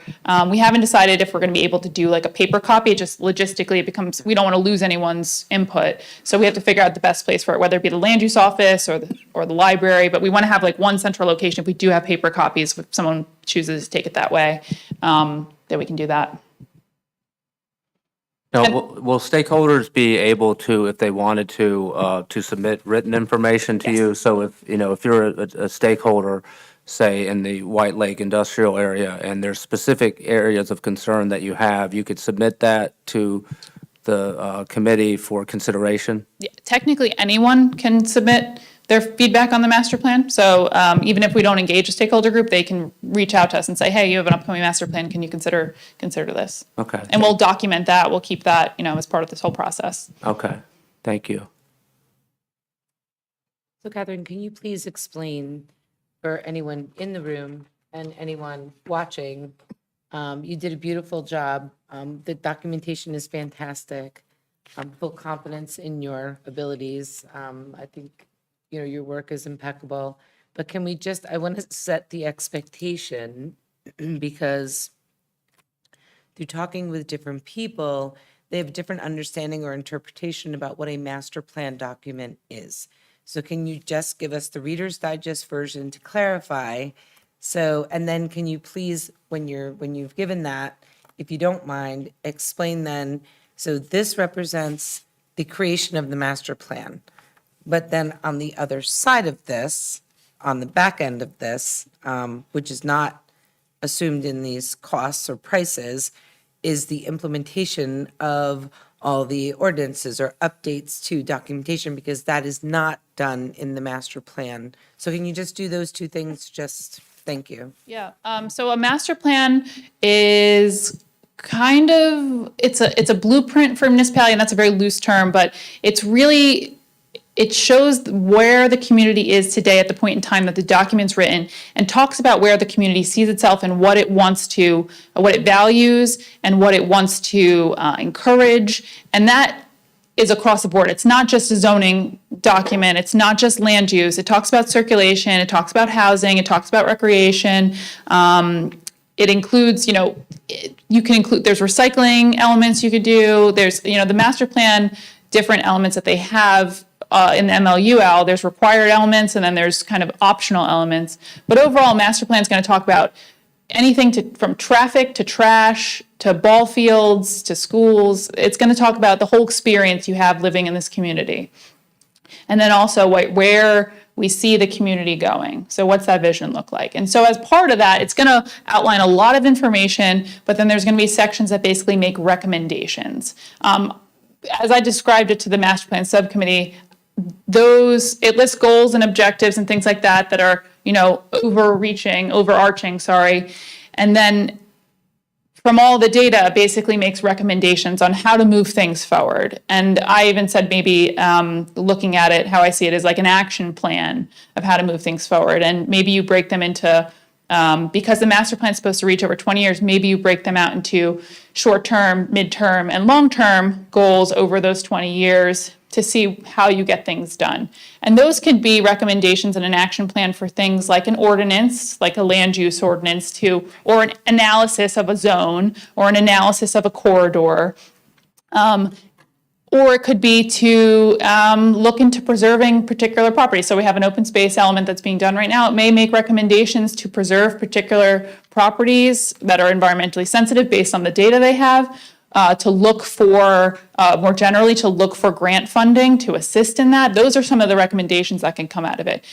Some more long-term recommendations could be to create, a township-wide trail, interconnected trail or bike lane with bike lanes, paths, and, through the open space. And so there may be things that require capital improvements that require a long-term plan and design that won't be done in the master plan, but because of all the data, because of all the feedback from the public or the stakeholders, that's something that has been shown to be a priority or a solution to some of the feedback or issues that have been raised by the public. So those don't happen in the master plan. They're simply recommendations that are implemented later on, either through ordinance or through a capital improvement or through, something else.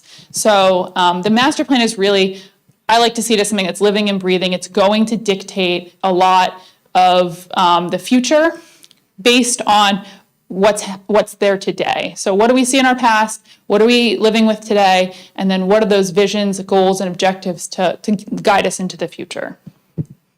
That's why I wanted to set the expectation that at the end of the master plan review, that doesn't mean that everything is implemented, everything is in place, because then there's another whole other chart like this that is going to happen to say long-term, short-term.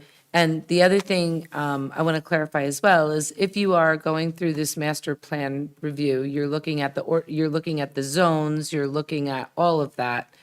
But it does not mean that you are going into the zones specifically at length and detail.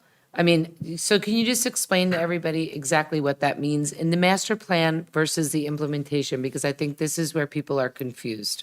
Yes, so the master plan is required, or at least the land use element of the master plan, which talks about the way land is used in the township presently. Not how it's zoned, but how it's, developed. So it's called a land use map, and you help to understand how the town's developed. So there'll be a chart in the master plan that basically says, 5% of Sparta is industrial. These are hypothetical numbers. Is developed as industrial. 10% is open space. 40% is housing, et cetera. So it'll give a general outline of how the town should develop, and then talk about the zoning as well. So where's our existing zoning? Where are the zones? What are each of the zones? And how have they evolved over time? So it'll give a brief kind of history to each of the zones, some of the recommendations that were made in other master plan elements or amendments over time, how they're developed, how they're developing, so give a status kind of those zones. And then that's kind of just the details of it. And then the recommendations can be to analyze certain things, to better, working off that data. Why has nothing happened there? Why has too much happened there? Why is there, et cetera. So the master plan will change nothing about that zoning. It will effectively not, once it's adopted, will not do anything to change those zones, to change the zoning map, nothing like that. But what will happen is it'll make recommendations that basically say, look at this, and then a future ordinance would be put into place and have to go through the same ordinance process. First reading, second reading, to change any land use ordinance. Thank you. Any other questions for Catherine? Yeah, I think, thank you very much. Thank you. Catherine. Appreciate all the work that you've put into this. I think it's very helpful. But I think now the members of the public, if you would like to comment again on this ordinance, which relates to the funding for the master plan. Would you like me to stick around if there's questions from the Yeah, public? I think that would be helpful, if that's okay. Yep. Thank you.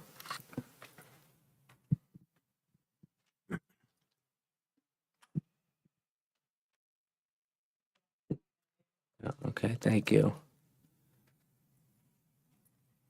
And I will say, maybe we can put in some of the funding for an actual screen. We do. It's being processed. Oh, okay. It's All right in right. the middle of it. We Okay. wait for the budget to go and, All right, we're gonna have a screen. All Come in. right, so next time you come, Catherine, you'll have a screen that's yes. befitting of the hard work that you've done. Thank you. Okay. Hi, Kim Knoll, 9 South Haywards Road, Sparta, New Jersey.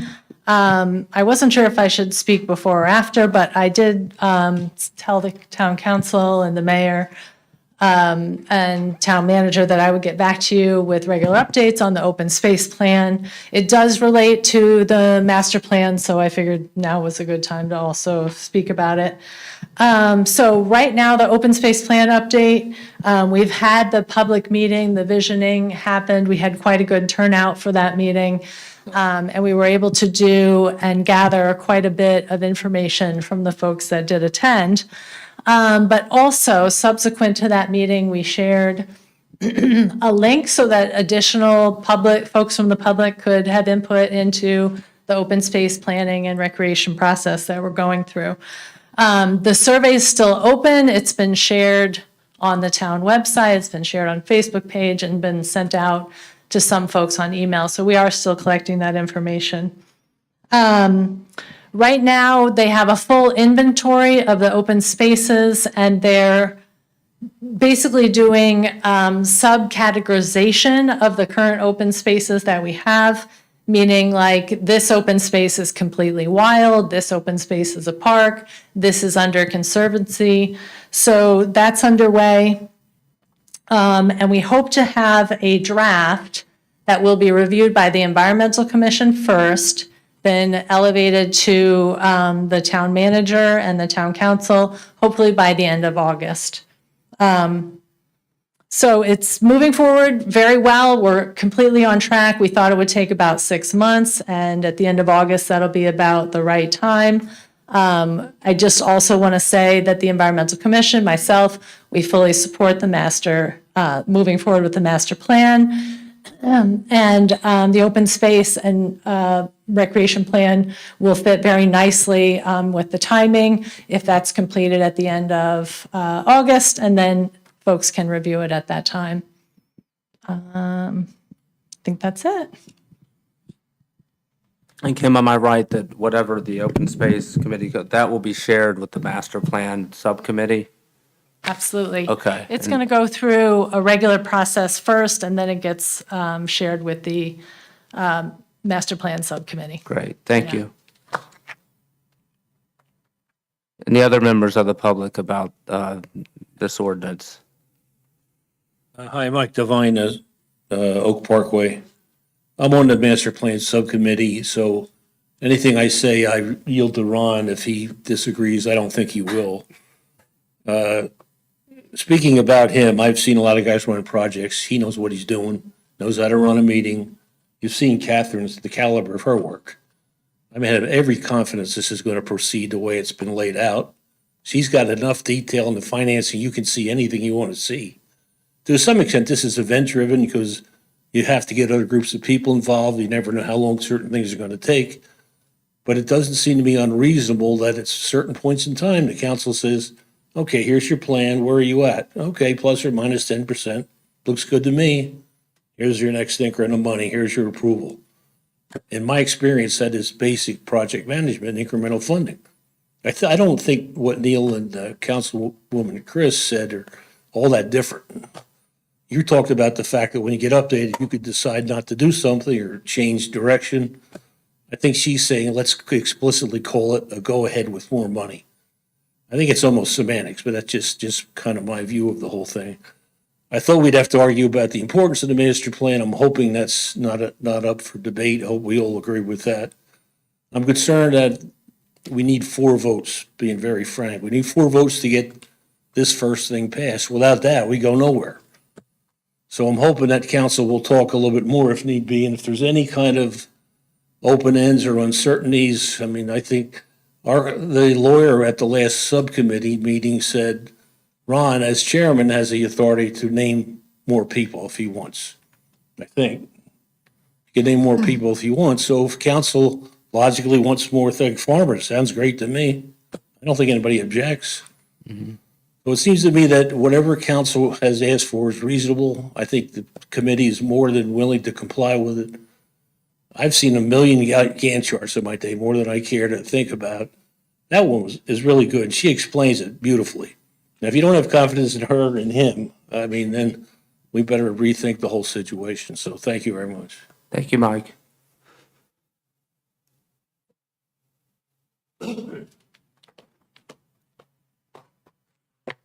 Hi, Dean Reinauer, 15 Birch Parkway. I was just going to say, I think this is a really long time coming. I was literally out of college the last time Sparta did this, and we have the internet and all these other things now. But I've actually dealt with land use attorneys outside this area, and they just called Sparta the Band-Aid town, meaning that everything was a Band-Aid as far as land use. And I don't exactly know what they mean since I'm not in that field. But I do recall when Will Hookway and Ernie Hofer were respectively on the planning board, and Dave Trost was here. And, you know, they were talking about that section of town on Main Street and trying to keep it colonial, which I really liked, but obviously time moves on. I don't know if that goes into consideration at all, but I would hope that certain characteristics, what I would call characteristics when you're, you know, gelling down whatever you have to do, but I just hope you all come to an agreement and go forward with this. So, thanks. And those will be considered. There's a town center design standard master plan amendment from 1997. So it's going to be relooked at as part of this process, if not just incorporated as it is, if we think it's still valid. And if I can comment on that, I believe we may also elect to incorporate a historical commission as part of the master plan and identify some historical properties that we want to preserve, and that's an element that we can play with as well. Definitely. Yeah, and Dean, as to your comment, for a long time coming, I think it's kind of ironic that it's 40 years old.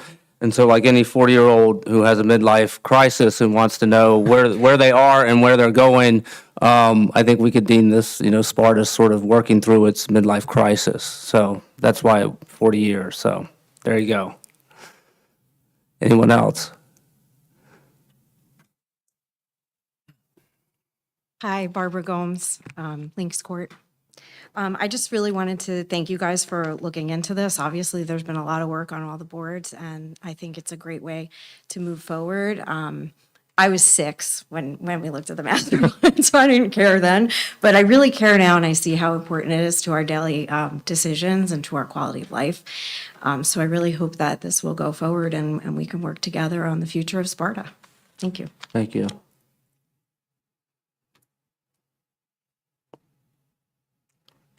Good evening.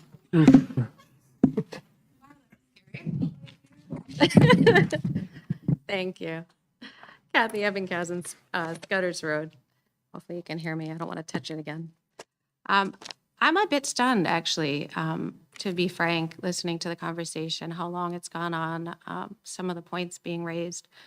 There are, in the years I've been listening to a lot of these discussions, there are budgetary considerations that are rising higher than the level of what is being asked for this master plan. And there seems to be a whole lot of scrutiny for this, and I just wonder why.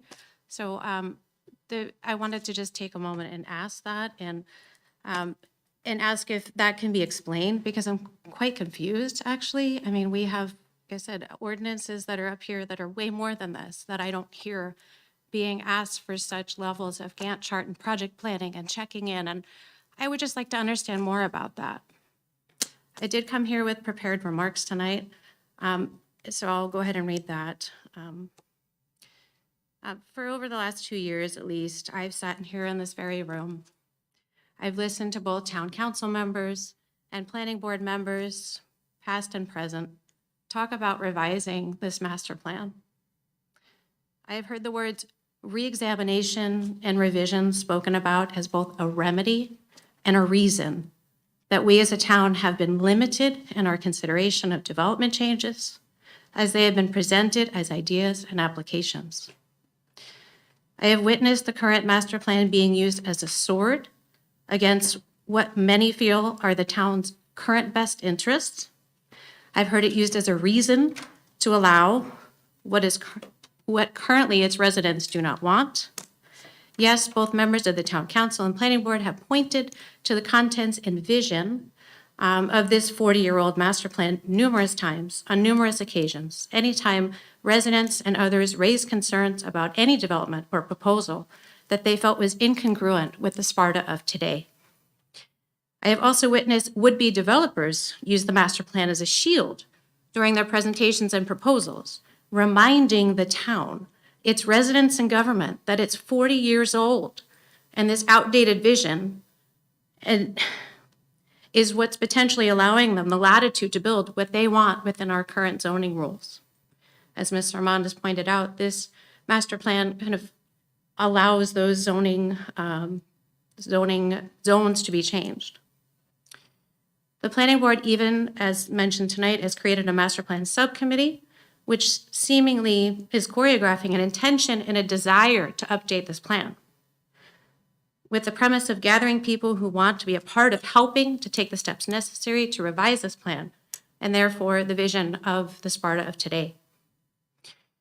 As a member of another subcommittee, the PIAC, I was led to believe and reassured that the work we were undertaking, which was similar, but was not any duplication of this master plan subcommittee's efforts, but instead that our efforts would complement and even support some of the steps being taken, as Catherine has mentioned, during future master plan revisions. It is time, in my opinion, to use the revised master plan to fortify, to strengthen, and to shield our town from out-of-character development, large-scale proposals that are not aligned to the Sparta of today and tomorrow. Many people have spoken up about their love and appreciation of the rural character and nature of Sparta, of Sussex County, of which we are a part. If we are to fully conceive and consider the future of Sparta, we understand this master plan revision to be a necessary step. The current master plan is 40 years old. Think about the world, what the world was like 40 years ago. So much has changed. Back then, there were no cell phones, as Ms. Reinhauer has mentioned, no internet, no laptop computers, and so many more things that we use today. We have evolved at a record pace, and therefore, our master plan, our vision of Sparta must catch up to what today's world is. Not moving forward with revising our current master plan would be a disservice to this town, our county, and our current and future residents. Please follow through tonight and move forward with this step that has been discussed for many years as a way to protect and allow Sparta to flourish and be the town and county that we love. I implore you to vote yes to fund this work, because I feel this is money well spent for our community. Thank you. Thank you.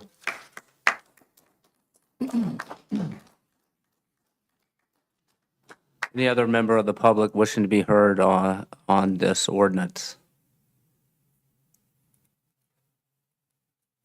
All right, seeing no one, we can bring it back, I guess, to council now for any additional comments in light of Ms. Sarmad's presentation and the comments from the public. Yeah, I have some comments. She made some great points that made me think about the fact that most of the time, like tonight when we got this new ordinance without seeing it, we're not involved in any of these discussions that are being had amongst the committees, amongst the public. So I think it'd be a really good idea to have a roundtable discussion with the master plan committee, with the planning board and the council, and have some ideas and have some input on what the direction should be and what the direction is going to be. I would say you guys pretty much didn't take our input in a lot of the things you've done as far as with the planning board and with the committees, and that's fine. You guys won the election, that's your right. But this is the one thing that we have some say over, is how you spend the money. And I think it's important. I think this should be done. And actually, I think there's some really good people on the planning board who do a great job. But we are so far removed from any of these discussions, and I would like to have that public discussion before approving any money for this. Okay, anyone One of else? the big reasons why, I want to say something. One of the big reasons why, I don't know if anyone saw the post. Where many, many members of the public have been complaining that SRD removes anything that doesn't follow their narrative. Basically, the First Amendment, is that funny? Basically, the First Amendment has been thrown in the garbage. Did you see the post? Okay. Well, I think there's been a narrative spun with selective comments being allowed, and I think the public should know what's going on, and they should be more involved. So I would like to see that. Any other member of council want to be heard? So we still have a motion was made and seconded to amend the ordinance. I think that's our next step, unless there's any more comments. No, I would add a couple comments. I know, again, I think we all know this, but, we're dealing here with established professionals who were approved and appointed by all of us up here at some point, or reapproved or reappointed, and also members of the subcommittee. A lot of them, some of them were approved or appointed or reappointed by all of us up here at some point. And, between Dory and her staff and Sam and Jim and Corey Stoner, there's lots of people involved in this from the township perspective, in addition to those professionals that will, keep their eye on this and make sure this is a high-quality, inclusive product at the end, that there's not a deviation from what we're thinking that it is now. And there's a deviation along the way in terms of the money that's being spent, we're not getting our value for it, then I'm the first one too that will stand up and say, we have to readjust something or pause and see what's happening with this. It does not mean, I'm not stating that the council has, as a council, has the right to direct or influence the content or direction. I know Catherine mentioned before, I think I did, that one of the stakeholders is the council. So the individually, not as a group, it could be as a group, but we have to have a quorum and, notice it. But part of the outreach will be to the council members to get their input, to sit down with them. It'll be to some of the staff. It'll be to the advisory boards and committees. So that's part of the process. So that's not going to be where people are going to be excluded and not able to voice their priorities and opinions. I think that the amount that was put together with the estimates, I know there were a month ago detailed estimates, at least from our professional planner, about the line items and how that number was achieved. I think that's a level of comfort there that those numbers were thought through, and especially seeing this documentation. Towns throughout our state and our nation do exactly this process. It's a vital part and a component of township planning. And that's what we need to do, and enables us to think strategically about our future using that stakeholder and community input and guided by professionals who we trust. This is what elected officials, what responsible governments and leaders do for their community when the time comes, and they embrace this work with optimism and commitment, maybe even excitement. And, I think we have an obligation to act with that foresight and that integrity and that care for Sparta. And this is the time. It's been 40 years since a comprehensive look at this. And, we're not going to rush it. We're not going to delay it. We need to do this the right way. And I think we owe that to our neighbors, our friends, our families, and to complete and renew this work that really hasn't been addressed from a whole comprehensive perspective. It's our obligation, and it's been 40 years. I have a couple of things as well. So Catherine, can you just confirm for me? Because when we start getting involved with this whole control and this, that, and the other thing, can you just confirm who adopts the master plan? The planning board. Thank you, not the council. No. Okay, so the planning board has complete control of the adoption of their master plan. They vote on it, correct? Correct, okay. So the subcommittee is an advisory board that then feeds into the planning board. They own that document, and they approve that document, and so that goes in as the new master plan.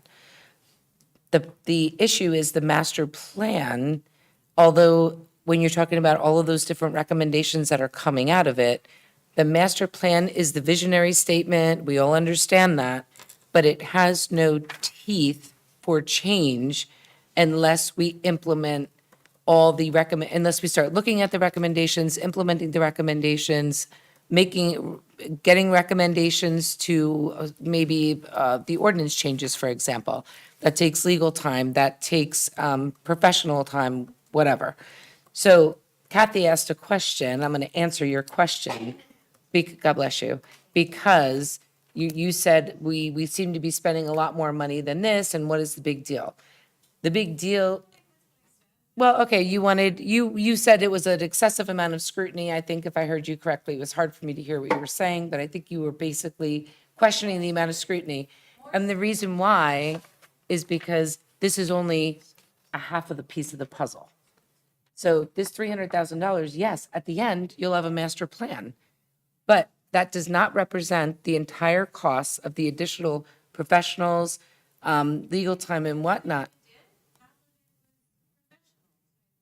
No, for the master plan. But when you start getting involved with ordinance changes, specific ordinance changes, that's a whole nother, that is not included in here.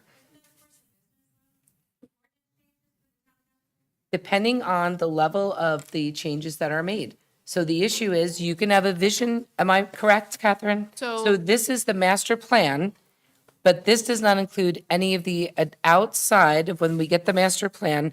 This includes none of the costs for additional professionals or looking at the, prioritizing, hitting the ordinances, the administrative costs, the professional costs of then going through the process, having the hearings, doing the background, and making the ordinance changes, correct?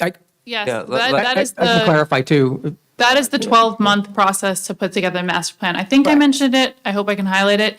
That's based on a budget of approximately $150,000, the master plan alone. So it's less than the total appropriation intentionally. And so that's only one portion of it. You're totally correct, but it's also only one portion of the total appropriation. Okay.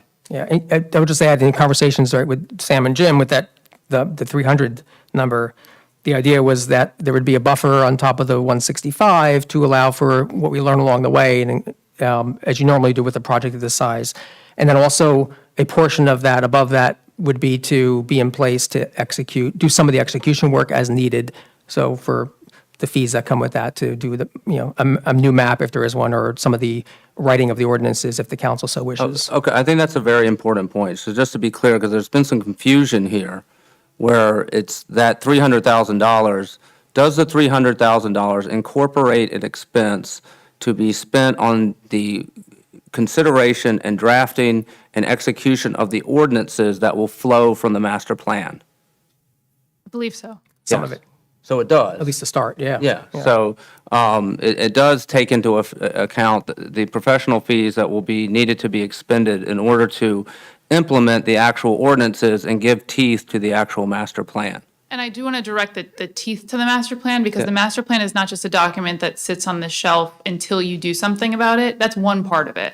A master plan also guides, and this is less direct and may be confusing, so I apologize, but when a zoning board or planning board has an application before it that proposes a condition that deviates from the zoning ordinance bulk standards or the use standards in what's known as a bulk C variance or a use D variance, they have to justify that their variance condition does not substantially impair the intent and purpose of the zone plan, which is the master plan, in addition to the zoning ordinance. But so if we have goals and objectives that state something, they have to come to terms with that and make their case to the board. So it does function over time, despite maybe not directly to ordinance changes until you do those, but the master plan does serve a purpose in that it helps to, protect from any deviation from the zone plan if it has specific goals and objectives. I that state understand that. Obviously I've served on the planning board for many years and I get that, but the actual changing of ordinances and things of that nature are the second part.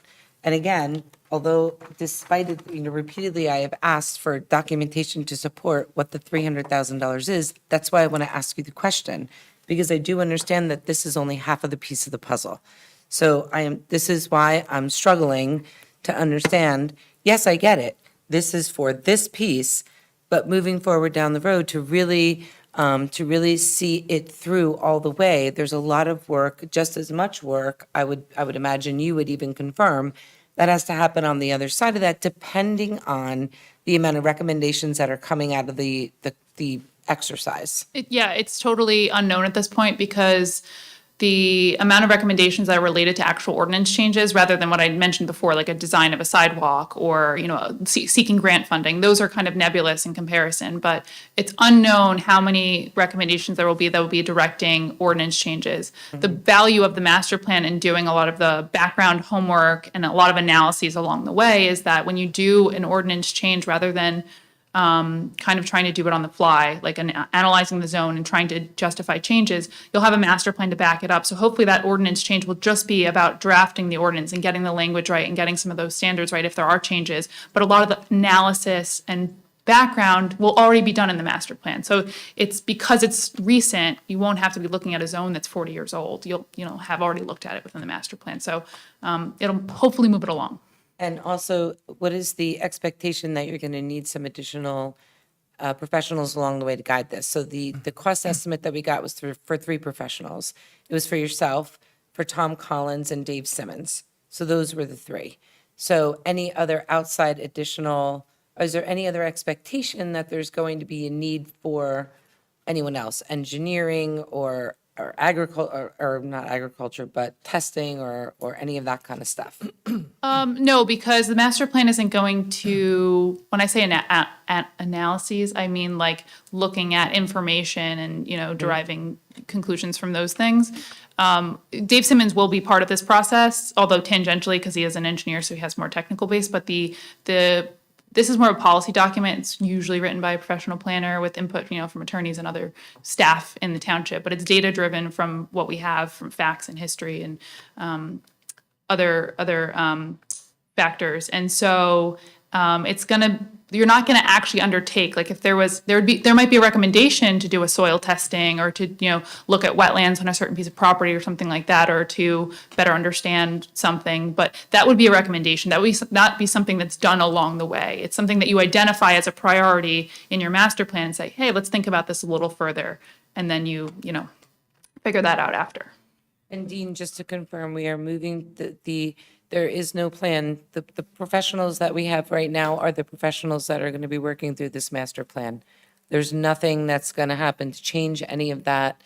The planning board has decided to move forward with existing professionals as I listed them: Catherine, Dave, and Tom Collins. As far as I'm aware, yeah, that's the plan right now. They were reselected last year. I Well, understand not that, Dave, but we're going to come up with a reorg again in the middle of this thing. So what I'm saying is the path forward going to be to use the professionals that we have to go through this entire master plan review? Yes, as much as I could say, there's no discussions or conversations at all about any changes coming up down the road. And Catherine, Especially Catherine's role, if she's going to be leading this. And I would think the subcommittee would let us know if they find an area where it's out of the domain expertise of your current professionals. You'll come to us and say, look, we didn't anticipate that we would need an expert on soil, and we think we could really benefit from an expert on soil. Therefore, we would like to include that type of expert, and it will cost X amount. I think that, if you find that you're outside your wheelhouse, you'll let us know, and we can appropriate. But as of now, based on this very detailed chart, you feel like you have sufficient professionals that can render a master plan without additional experts. Yes, and I think the scope that we have put together is, like I said before, it's realistic and reasonable, meaning that it's supposed to capture quite a bit. It's not supposed to be limited in any way to say, let's exclude certain portions of the master plan or anything like that. It's supposed to be comprehensive as we look at it today. So, but if that did come up, I think it'd be a discussion point for the master plan subcommittee to consider what that might cost or how much longer that might take, and they could make a decision to, move forward with that or not for the request at least. Okay. And just, I think that, so we can get to the vote on the amendment after your presentation. I think the way that it is written provides the sufficient safeguards that the money is spent in a way that achieves the progress that you want. I think the concern is, obviously that we want to have some oversight about how the money is being spent, but also there is oversight, right? Which Sam pointed out, that there will have to be purchase orders generated for this work. So, for example, if he sees a purchase order for, say, backpacks and sunglasses for the Sparta Planning Subcommittee, he's probably going to reject that, right? Because that's not consistent. So there is oversight built into here, and I don't want people to get away with it, but there's not oversight. There's lots of layers of oversight here. Also, I think to the point, I think it's well taken about the scrutiny. We did spend 30 times this amount on a salt shed. And what we didn't do is say, we're going to give you appropriate, when you get the foundation laid, come back and we'll let you know if you can build the rest of the salt shed. No, we appropriated all of it with the trust and the excellent presentation that Mr. Zepp gave, that it was needed and the funds would be adequately spent. And so I think that I think as written, this provision allows for sufficient safeguards. It allows us to keep track of the progress, and I would encourage the members to adopt it, the council members to adopt it. But let's say things honestly. The salt shed, how long did that take us to approve? There was a lot of scrutiny on that, so don't say there wasn't scrutiny. That's just not true. We did. What was it, 6 months? We did not stage the building of the salt shed with lately progress reports. But there was and plenty we're of scrutiny. and we're doing that Plenty here. of scrutiny. There was oversight into what was going to go in the salt shed. But that's overreach.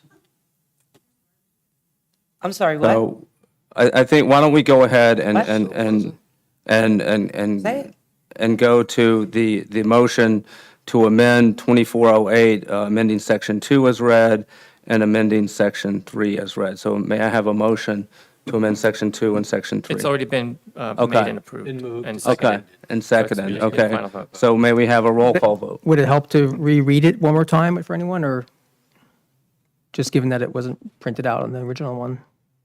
I'm happy to read it again. Just to, Okay.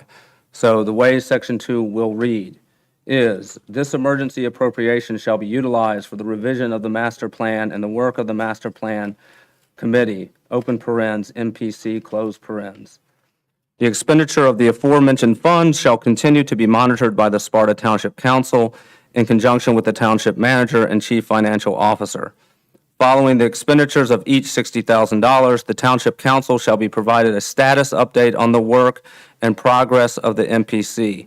The council may intervene with continued use of the appropriated funds if the council finds a material misalignment of fund utilization versus progress to date.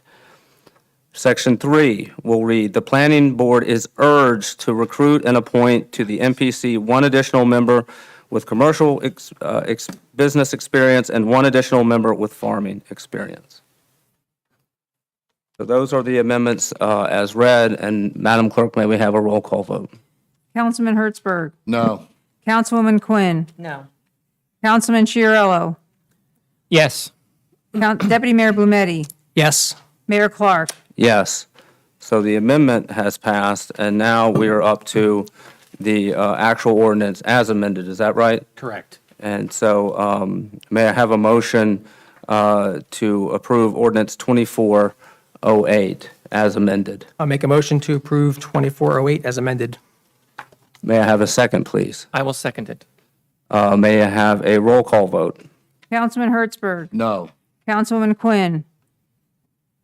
Abstain. I still. No. Councilman Chiarello. Just a clarification, is that a no or an abstention? I'm going to abstain because, again, I don't feel like I have my concerns have been addressed in a timely manner to make a decision here tonight, clearly. Councilman Chiarello. Yes. Deputy Mayor Blumetti. Yes. Mayor Clark. Yes. 2408 has failed because it is a ordinance requiring authorization of funding, so it requires a supermajority. So you need more than 3, you need 4. So it has not passed. So I'll make a motion.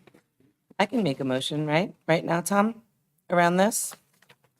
No, it's failed. Well, we defeated the ordinance. You made a motion to, Do something else? motion to do what? So we tonight voted to update the ordinance on the fly, correct? We To voted- amend sections 2 and 3. Voted to amend the ordinance, the proposed ordinance. And both of those were voted down. No, The amendment was The passed. amendment. you don't was need approved. 2/3 for The the amendment amendment. passed, but the And then we votes, just took a vote on the ordinance as amended. right. So is it not possible to put to make a motion to change or amend it to try to pass it a different way, or is it done now? We can have It's done for discussions. Now, I mean, you can resubmit an ordinance in the future. But the Okay. ordinance as amended has been defeated. The ordinance as amended has been defeated. Okay. And, you can always propose an amendment that would satisfy your concern. So that would be one possible motion. Well, that's what I'm looking to do.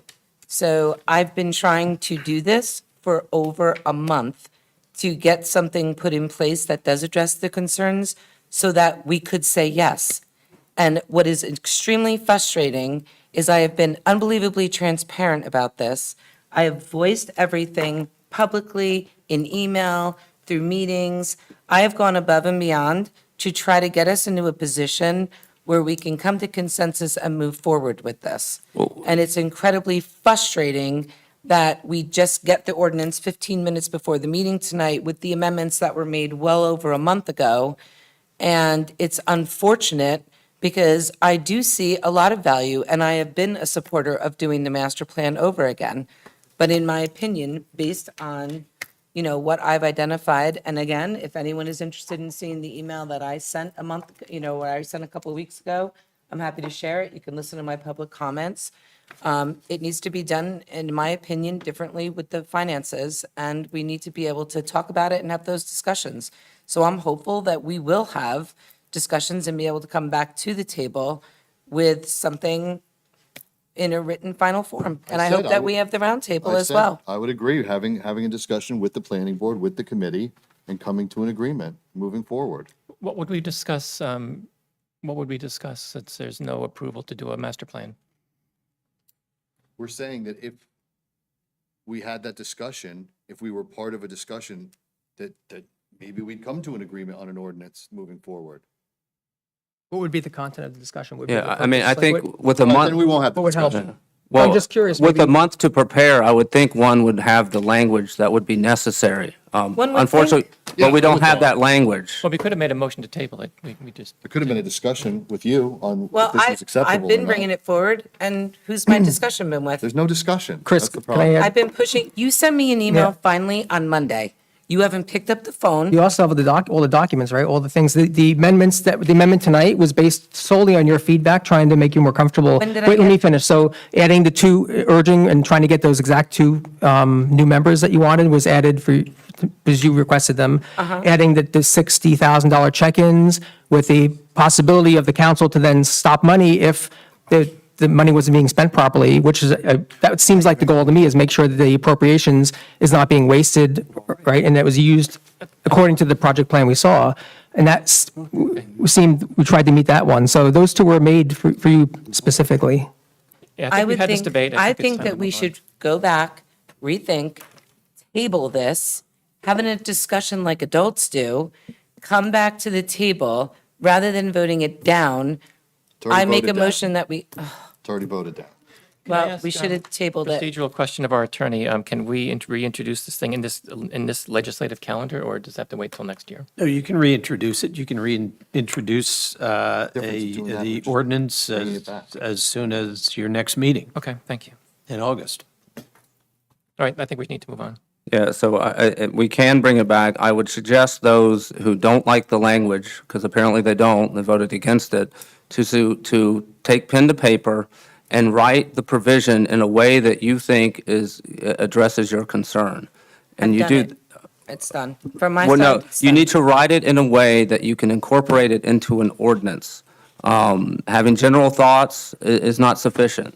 You will have to be very specific, and you can make a motion and have that added. That could have been done tonight. It was not. So we will move on to 2410, and maybe we'll address the master plan at another. 2409 first. So, Madam Clerk. 2409. Excuse me? 2409. You skipped over 9. 409, yeah. We're already. Okay, yes. So, Madam Clerk, could you please read the ordinance 2409? An ordinance appropriating the total sum of $2,500,000 from General Capital Improvement Fund for funding various capital improvements or purposes by the Township of Sparta and the County of Sussex, New Jersey. And it is now open for public comment on ordinance 2409. Is there any member of the public that wishes to be heard on 2409?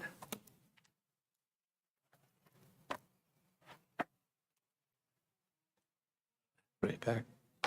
Okay, no. All right, no, all right. Back to council for discussion and comments. Mr. Zepp, what is 2409 and what's its purpose again? These are capital improvement projects that we distribute between the Parks Department, the DPW, the Fire Department.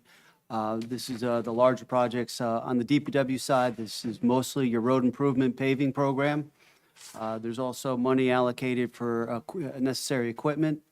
In the parks, it's for parks improvement in our parks and for some of the equipment for the Parks Department. The Fire Department, it's also equipment for them. Usually these are the bigger items that cost more money. This is the same amount that we've been allocating, which I have always appreciated from the council, I don't know, for past 6 Probably 10 years, Yeah, maybe. it's been several years, many years, that it's been this 2.5, which is good. And it supports the infrastructure of all the departments and enables them to provide services for the town.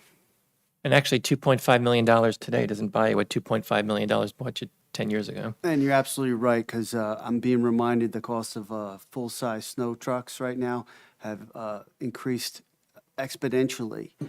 And we're getting squeezed with the mandates on electric trucks and vehicles and whatnot.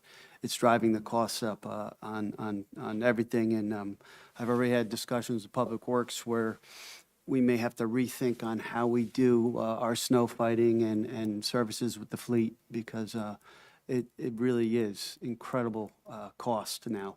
You can't buy anywhere near what you used to buy.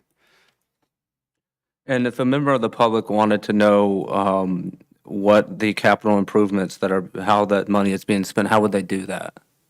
Once it gets posted, we allocate it. I know that usually, Sam, I'm going to just, last year, we appropriated roughly 1.4 million for road improvements, and that also includes drainage and pipe work for the stormwater catch basins and whatnot. For the equipment, it was 400,000 for DPW. Parks gets About I think they're about 350, 370 this year for parks. So much goes to building and ground improvements, any improvements we need on the building here or any of the other buildings. Parks, I think there's a split this year. I moved some of their money to another department that needed it, but they didn't need as many field improvements as they had in the past. So I think they're about 370 this year, and I moved some of it to another department that had a little bit larger project. And I mean, basically, the way the ordinance is wrote, it's just general improvements, and it gives us the latitude to shift the money to a different department that may need it, if they've had, a larger concern or something like that. And it's the responsibility of each department to determine what the money should be spent on based on their experience and professional background, et cetera. Basically, when I put it into the chart of accounts, I'll have one title for the total 2.5 million, but then I break it out in subs to like roads equipment, D&G, parks, fire, police. Okay, thank So you. I try to give everybody a little piece of the pie. Okay. Any other member of council wishing to be heard on 2409? Okay, may I have a motion to adopt ordinance 2409? I move that we adopt ordinance 24-09 as read. May I have a second, please? I will second. Madam Clerk, may I have a roll call vote? Councilman Hertzberg, Yes. Councilwoman Quinn, Yes, and I just want to let everyone know as well, if they want to know what those costs are, check the itemized budget. Councilman Chiarello, Yes. Deputy Mayor Blumetti, Yes. Mayor Clark. Yes, ordinance 2409 has been heard and adopted. Next, Madam Clerk, would you please read the title of ordinance 2410? An ordinance appropriating the total sum of $500,000 from Water Capital Improvement Fund for funding various water capital improvements or purposes by the Township of Sparta in the County of Sussex, New Jersey. Open to the public now for any comment on ordinance 2410.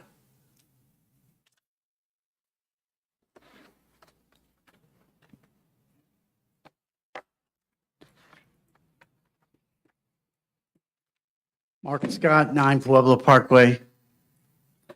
On April 10th, the EPA lowered the standards for PFAS in water. PFAS are forever chemicals. On the 16th of April, Joe Biden and Kamala Harris, with lots of fanfare, introduced it and said they were going to protect the water in the country. And Sparta's water is one of the 100,000 municipalities across the nation that exceeds the limit now. I believe we have 10 parts per trillion in Lake Mohawk, 11 parts per trillion in Sparta, and the limit is now 4 parts per trillion. What is the council doing about that? We're doing a lot.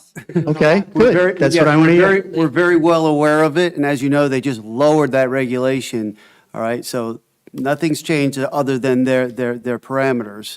And we are doing, we have a mass study on sampling each and every well and what they are testing for in PFAS. I don't know if you missed my manager's report, but we have also included the township and the water utility in a PFAS class action lawsuit, which enables us to collect monies out of this class action lawsuit because we are providing them test results of all our wells. And right now, we're also doing a full master plan water study so we can make the best judgment on those wells that exceed those limits. Is it best for us to include expensive filtration systems? And I'm sure you probably read about that because it's millions of dollars to include these new filtration systems to address those PFAS levels. Or would it be better for us just to close the well? Or would it be better for us to drill a new well and find cleaner water? These are all going to be addressed in this master plan that we're working on right now with the water utility because it is very important. And I think that we're doing everything that we can do. Keeping our eyes open for any funding opportunities at the same time. But I think we did a real smart move getting in early on that class action lawsuit because we got in early. We're already a member of the lawsuit, and that could bode very well for us. It's a very expensive process to address these PFASs. I'm really curious to see how other water utilities and the private water utilities handle it because this is a big thing. But yeah, you know what? They've recognized these forever chemicals, and it's an appropriate name. And there's I think you're going to see a lot more about it.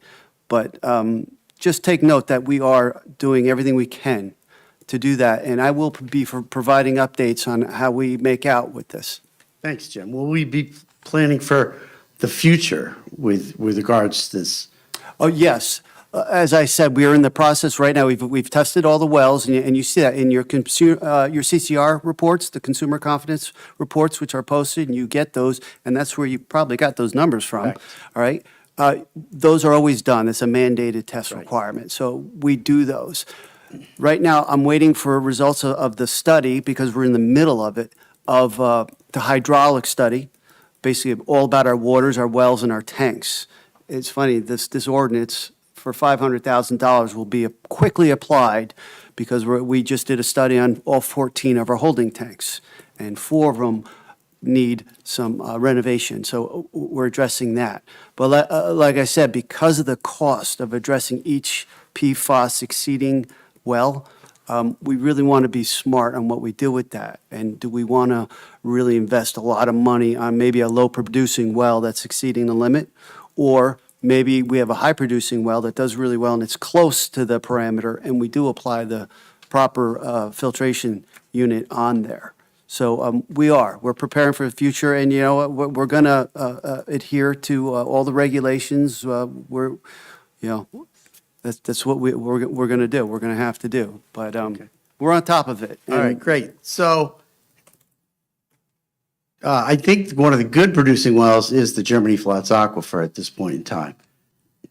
Yeah, Will there's you- 4 will you- wells out there. Will you be planning for the 13 million truck tires that will be on 60 acres of pavement out there if the Diamond Ship proposal goes through?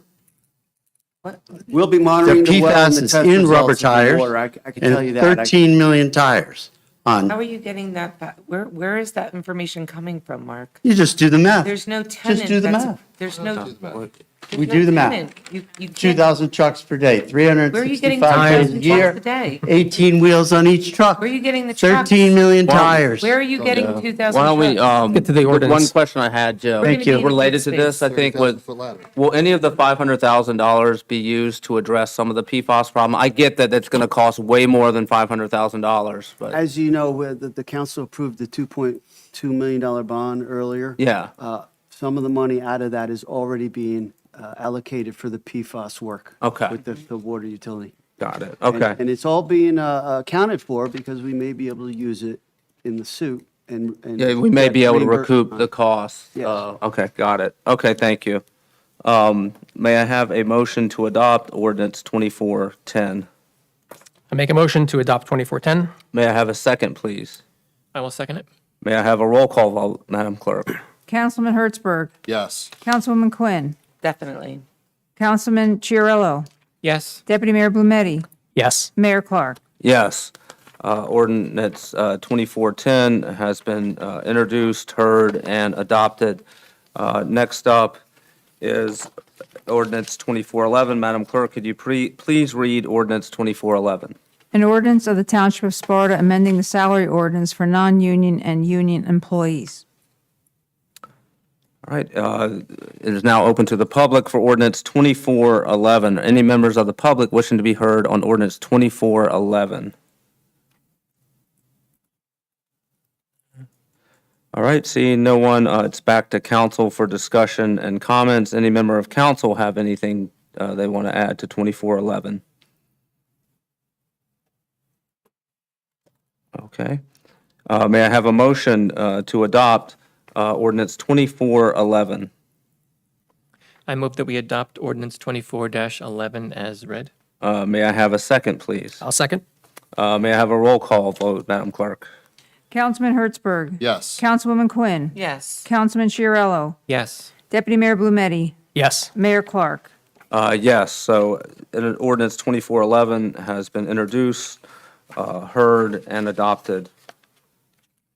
We are now at the second public comment period. This is limited to the resolutions. So if you have a public comment on the resolutions, please come to the microphone. Again, limited to the resolutions. Mr. Mayor, trustee, you'll be removing resolution 9-8 from the agenda. Yes. Adding in this one. Probably consider a break at some point too.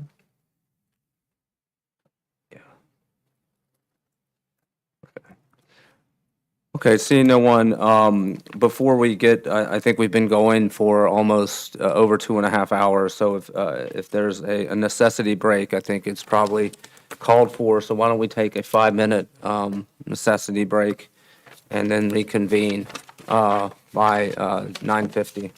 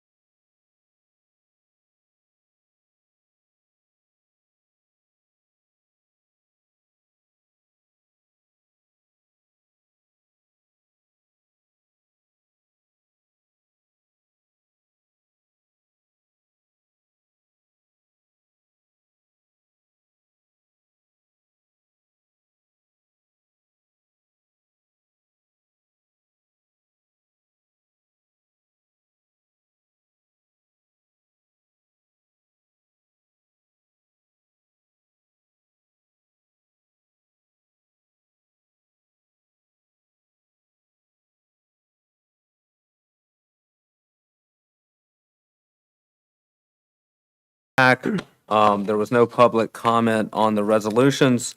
I would recommend that we carve out all the resolutions except 9-1 and 9-2.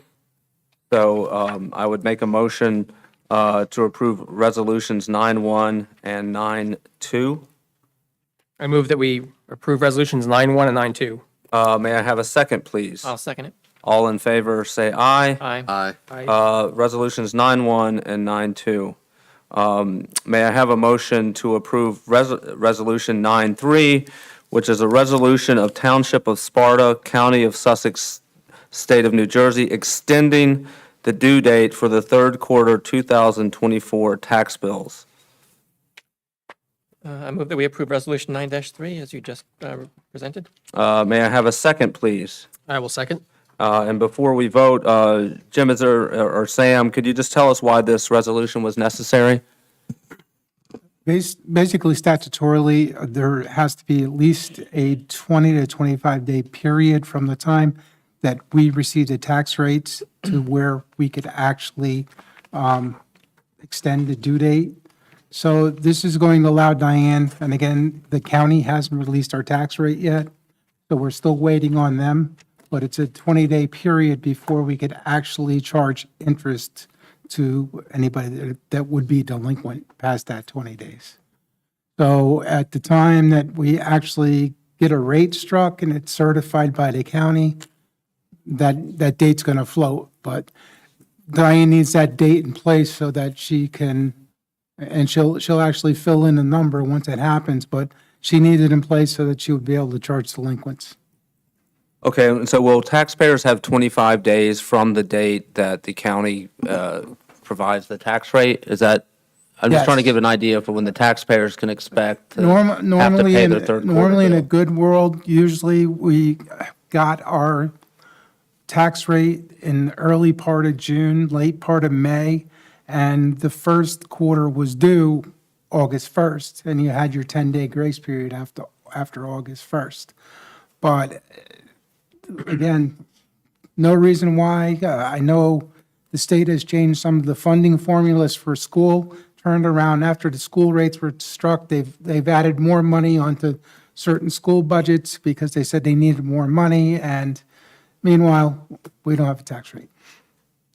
At what point would we have to consider an estimated bill going out? Basically, it'd be something That's not we what have we to wanna look do. at. If we get into the next 2 weeks, I would probably throw out an estimated rate and have to send out estimated bills. As is right now, I'm going to hold back some of our payments on this because I want to make sure that we have sufficient cash flow to, make the payments that we have to make. Thanks. Okay, we've had a motion and a second. All those in favor of Resolution 9-3, say aye. Aye. Resolution 9-3 has passed. May I have a motion to approve Resolution 9-4, which is Resolution Chapter 159 NJDOT Grant / Main Street. I motion that we approve resolution 9-4 as read. May I have a second, please? I'll second it. Again, Mr. Zepp, could you tell us what this resolution is for? Just for brevity, 9-4 and 9-5 are very similar. All right, we received grant awards for both these projects. And what Sam is doing is he's setting up the funding account for these grants. What happens is they're reimbursable grants. So we have to front the money first, do the project, and then we when we ask for reimbursement of it from the state, they want benchmarks that all the work was done properly and all that good stuff. So this establishes the funding account line for each of those projects. Okay. And how would a member of the public find out how the grant money is being spent? So what the grant money is going for Main Street and also a grant for Station Road? If they want to know, well, what are you spending the grant money on? How would they find that out? 2 of them are DOT grants. They're basically, we're awarded the grants from New Jersey DOT. One is specifically for Station Park Road improvements, and the other is for Main Street, and that's all we can spend the money on. for those funds. Any other funds that we may need, ancillary funds or maybe engineering costs that may go over, would have to come out of some of our other road department coffers, like the ordinance that we put in place for the $1 million worth of road improvements or something. The final one is the American Rescue Firefighter Grant. I believe that one was about 70. We asked for 70, they gave us 50. They gave us 50, okay. That's $50,000 to be used for the fire department to purchase Scott tanks, scuba equipment, and basically mask. And that's all that can be used for. But to answer your question, Mayor, on how they can inquire is the council had already adopted resolutions allowing us to apply for the grant when we become aware of the grant. In fact, you're going to see Resolution 911. It's a last-minute resolution, but, and this was because of the deadline to file is before the next council meeting, so that's why this was put on so quickly. We'll do a resolution first. When we become aware of a grant and we want to apply for it, the council does a resolution to apply for the grant. So that right there is a telltale that, hey, we're going to do a project and we're hoping grant money is going to be there to fund it. And a lot of these too, some of these grants come through and they're very time sensitive. So that's why we may put them through under these Chapter 159 so that we get the funding in place to be able to take advantage of the grant funds. Okay, thank you. So all those in favor of Resolution 9-4, say aye. Aye. Resolution 9-4 has passed. Given your explanation for 9-5 and 9-6, I think we can take those together. So may I have a motion to approve Resolutions 9-5 and 9-6? And they are as entitled Resolution Chapter 159, NJDOT Station Road. Resolution 9-6 is Resolution Chapter 159, American Rescue Plan Firefighter Grant. I make a motion that we approve resolutions 9-5 and 9-6. May I have a second, please? I'll second it. All those in favor say aye. Aye. Aye. Resolutions 9-5 and 9-6 have passed. May I have a motion to approve Resolution 9-7, which is a resolution authorizing the lease of copiers and multifunction devices for the Township of Sparta via state contract for 2024. Make a motion that we approve resolution 9-7. May I have a second, please? I'll second it. Okay. And before we vote, again, Jim, what's the purpose of this? I'm going to let Sam answer this. All right. This is for our copier leasing contract throughout the whole township. And basically, what we usually do is we take like the higher end machines, higher use machines are usually the clerk's office, my office, the tax office, we're in planning and zoning. So what we do is usually take our machines that we've leased and move them down to some of the smaller departments so that we're not buying like 20 machines or 30 machines all at once as brand new. We're moving them around and getting the full usefulness out of these machines. Usually each department has a machine about 3 years and then we rotate them around. And I suppose we've determined it's cheaper to lease than buy. Yes. Okay. Plus the lease usually includes like your supplies and stuff like that and the maintenance, so. Oh. Sam, I noticed it was 42 months. It just struck me as odd. Is that because of the life of the machines? Is it based on like? Yeah, and like I depreciation? say, if we get a good deal, sometimes we'll move them around earlier, but we move the high-end machines down to a smaller department, so they're getting a bigger machine, and we try to do it in such a way that, we get the most usefulness out of the product. Being $89,000, that's a sizable amount of money. It's just good practice to do a resolution for this expenditure. And you're right, the 42 months is basically the life cycle of the new lease. And they also keep track of the repair calls. When a department is having a copier problem, they keep track of it, and then we get a telltale on the machines. So this is just good practice. Yeah, thanks. Thank you. All right, so all those in favor of Resolution 9-7, say aye. Aye. Aye. Resolution 9-7 has passed. We are not doing 9.8 in light of the failure to adopt 2408. So we will move to Resolution 9.9, which is somehow not in my package. The title of 9-9 is the resolution of the There Township it of is. Sparta. Okay, got it. Found it. May I have a motion to adopt Resolution 9.9, resolution of the Township of Sparta for emergency appropriation litigation? I make a motion that we approve Resolution 9-9. May I have a second, I'll please? second it. Okay. And what is why did this become necessary? Well, unfortunately, we're coming back to the well because the previous appropriations, which we had a $75,000 chunk and then we had a $100,000 chunk for litigation counsel, has been used up, and we're coming back to the council. I got estimates from Tom Collins, our attorney, on what he thinks a proper next encumbrance would be with the speculative future litigation right now. I think you're all aware of where we are with multiple suits right now with Diamond Chip and the other planning board suits that we have. So we're asking for an appropriation of $50,000 to keep paying our attorneys. How many suits are there right now? 4? Diamond, Chipotle, Vet, and That. short-term rental. 4. Four, yeah. Well, And am I right, the four of those, are the four of those lawsuits, my understanding is 3 of them are brought by developers, is that right? correct, Okay. And three planning board, 1 council? yes. Okay. So this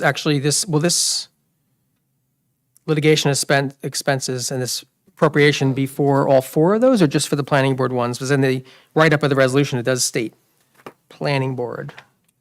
Right now, it is for planning board. Okay. I mean, you're asking me how many cases we have. We've got 4 suits. This is for the 3 planning board, Ah, as okay. you alluded to. Okay. It's important also to note that some of them include multiple boards. Like, if a suit, like we've seen in the past, includes multiple boards, then it's double the legal fees because each board is represented by an attorney. Yeah, it could be, and you got fee shifting and whatnot, but right now, we're paying for that. So the motion is to approve Resolution 9.9. We've had a first and a second. May I have a roll call vote? Councilman Hertzberg, Yes. Councilwoman Quinn, Yes. Councilman Chiarello, Yes. Deputy Mayor Blumetti, Yes. Mayor Clark. Yes. Resolution 910, may I have a motion to approve Resolution 910, was the resolution to amend the general capital budget. I'll make a motion that we approve Resolution 9-10. May I have a second, please? I will second it. Thank you. And Sam, why do we need to do this resolution? This is for the, in connection with the grant monies that we received for the inclusive playground at Station Park. We have a $500,000 grant that we will receive, and we have, we're using $200,000 out of the 25, or 2.5 million we had tonight to basically build that playground. The $200,000 I'm using as a down payment because, again, this is considered debt because we don't physically have the 500. At which point we receive the grant, I'll pay off the $500,000 worth of debt. So basically, in essence, it'll really will have only cost us the $200,000 at the end of the project. The estimates I got from the engineer and stuff for that park was, they're looking pretty close to, $675,000, $700,000 to complete the full project. And we're paying a fifth, right? So it's roughly 140. We'll probably be paying That's like. the match. The match is 1/5, which is 140,000. Yeah, Out of our pocket. Based on the Yeah, so I put 700 just to make sure that we had sufficient funds to complete the project. Okay, thank you. All those in favor of Resolution 910, say aye. Aye. Aye. Resolution 910 is passed. We did have a late addition to the resolutions. It has been made available to the public up front. It is my understanding, the reason for the late submission is that it's because there's a grant application deadline, and we needed to get this resolution in. Right, and our next meeting is the end of August, and It wouldn't be sufficient time. So the resolution is to approve the submission of a grant application and execution of a grant agreement with the New Jersey Department of Transportation for the Sparta Avenue Curb and Sidewalk Improvement Project. And so may I have a motion to approve Resolution 911? I motion that we approve Resolution 9-11. May I have a second, please? I will second it. All those in favor say aye. Aye. Resolution 911 is passed, and thank you for catching that and getting this in. I know that a lot of the public is interested in improving the sidewalk access to Sparta Avenue, along Sparta Avenue.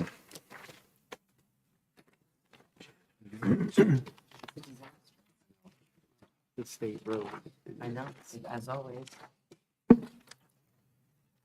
Okay, we are now at the portion of the meeting for council liaison updates, and I'll start over to my far right. Councilman Chiarello, do you have any updates? These are committee updates. Council liaison updates, correct. I have a couple to offer.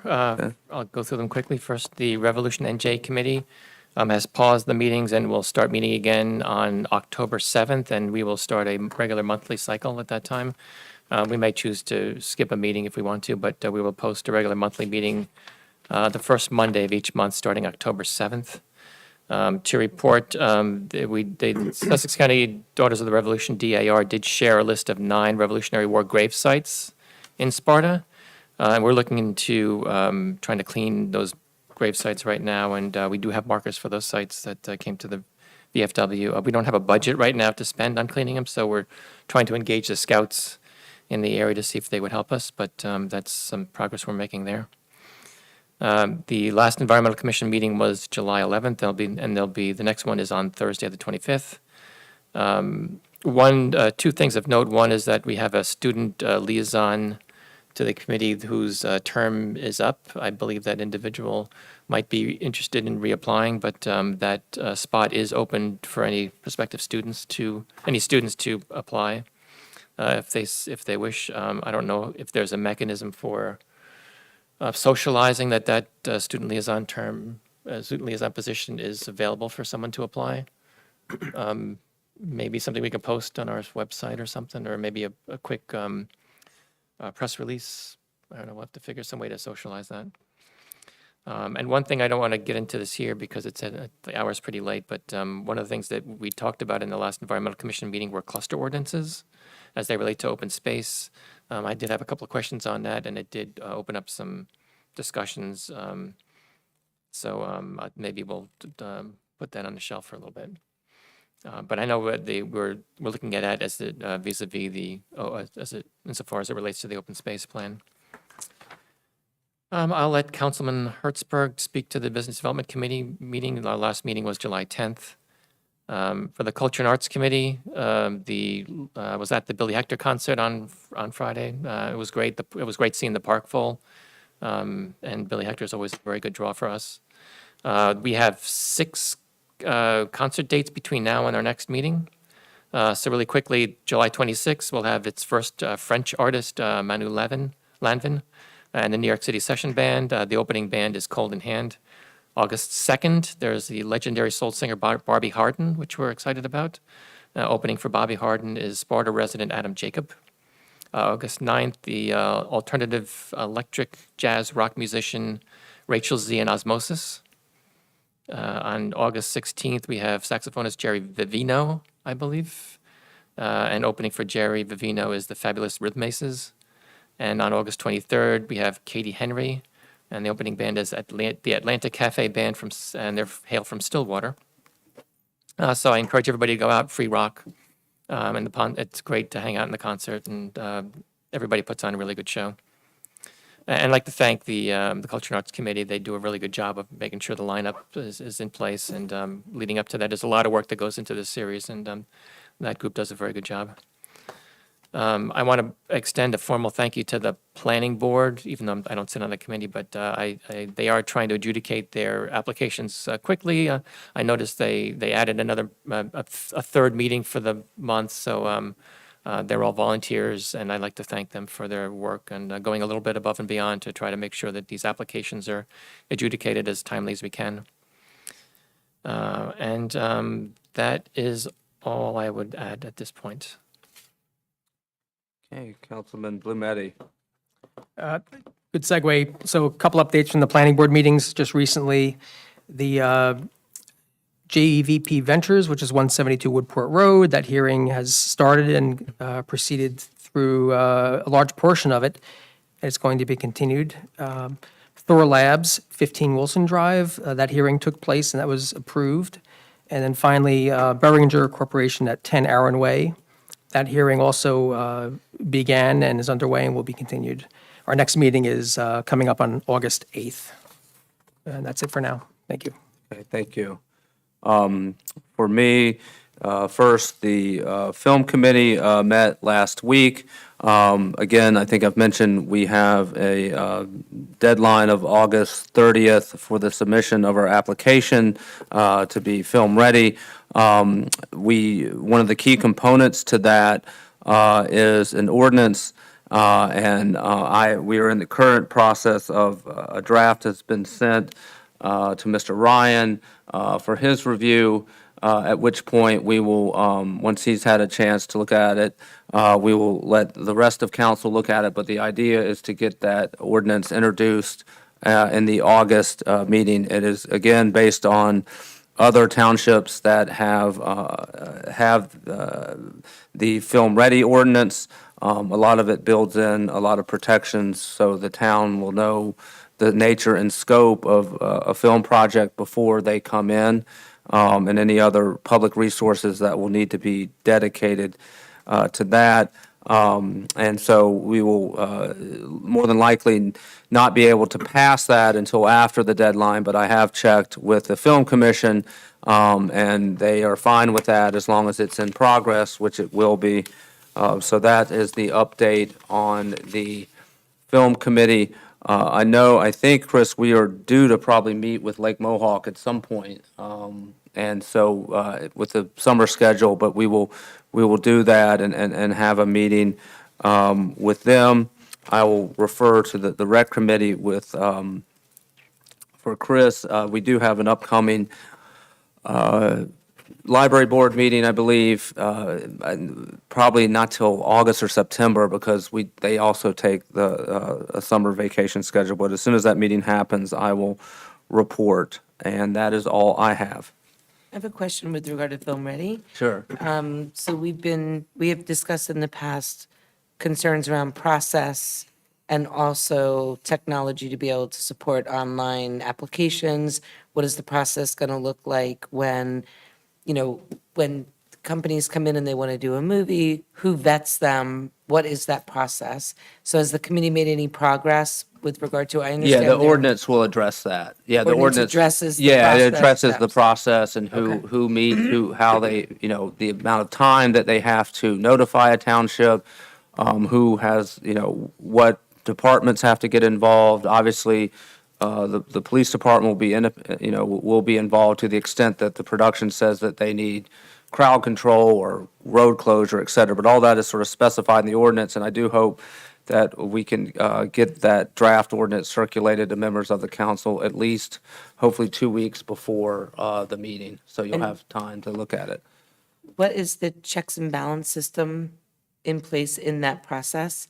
And who has the final authority to say yes or no? The checks and balances are that the town manager really has most of the control about whether to approve or not approve it, because, for example, he will meet, if he gets, a request from a particular entertainment production company, and they want to close down entire swaths of Sparta, it's within, it's up to the town manager to say, this is too much of a burden on this, thanks, but no thanks. So that's, the process builds in, and it also builds in that the entertainment company has to give us sufficient information about what they intend to do and what they need. And what they're shooting, right? Yeah, and what they're shooting and other things, so we can, it's a way, and we have the benefit of towns who have gone through this and who have had a fair amount of films there, so it's patterned after, this is actually a template that the Film Commission has recommended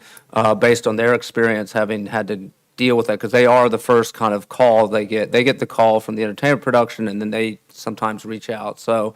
And Tom, what flexibility do we have? Because probably none when it comes to content of what's being filmed, right? Well, I mean, the there township certain has things we can say flexibility. I don't know if the cannot- commission or Yeah, the we office. can say no has for any reason we want. parameters. So, Okay. yeah, if That's it's, what I'm checking. we don't want a slasher movie in Sparta because we don't want to, be associated with the slasher movie, we can do that. And I know that there are, having been to Seaside Heights, they are regretting their decision ever to have agreed to have Jersey Shore filmed in As is Seaside Blairstown. Heights. So, Well, as is Blairstown with Halloween, because they get thousands of people up there every year on Yeah. Halloween. I'm more concerned because I received feedback from a colleague in a different municipality that has gone through this, and one of the things that they said to really be mindful of is they had a film crew come in and say, yes, we're all excited, we want to rent this place. It was in the, like a farmhouse in the middle of nowhere. And come to find out, there was X-rated films and different things being filmed back. So that's why I'm asking, do you have a right? I mean, they could always lie, but do you have a right to say, is this, or to put in our ordinance that this in no way, shape, or form supports these? yeah, we're under no obligation to, the ordinance, it's not necessary, we're under no obligation to accept any type of entertainment production if we don't want it, for whatever reason we want. There's no, it's really if we want it, if we can, most times they're rejected just because on the sheer burden that it may put on the municipality. But they have, all the agencies that would be affected will have input, and then that will be kind of a call that will be up to Jim with input from council members, with input from any of, for example, if they want to use a rec facility, I would think Gene Montemuro would need to know that as well. And it builds that in, that the stakeholders who would be affected by the production will have a right to comment on it, so. And that's, Movies only. That- I know. and that's all I have. I think, Josh, you're up. So the Business Development Committee met, like Dan said, on July 10th.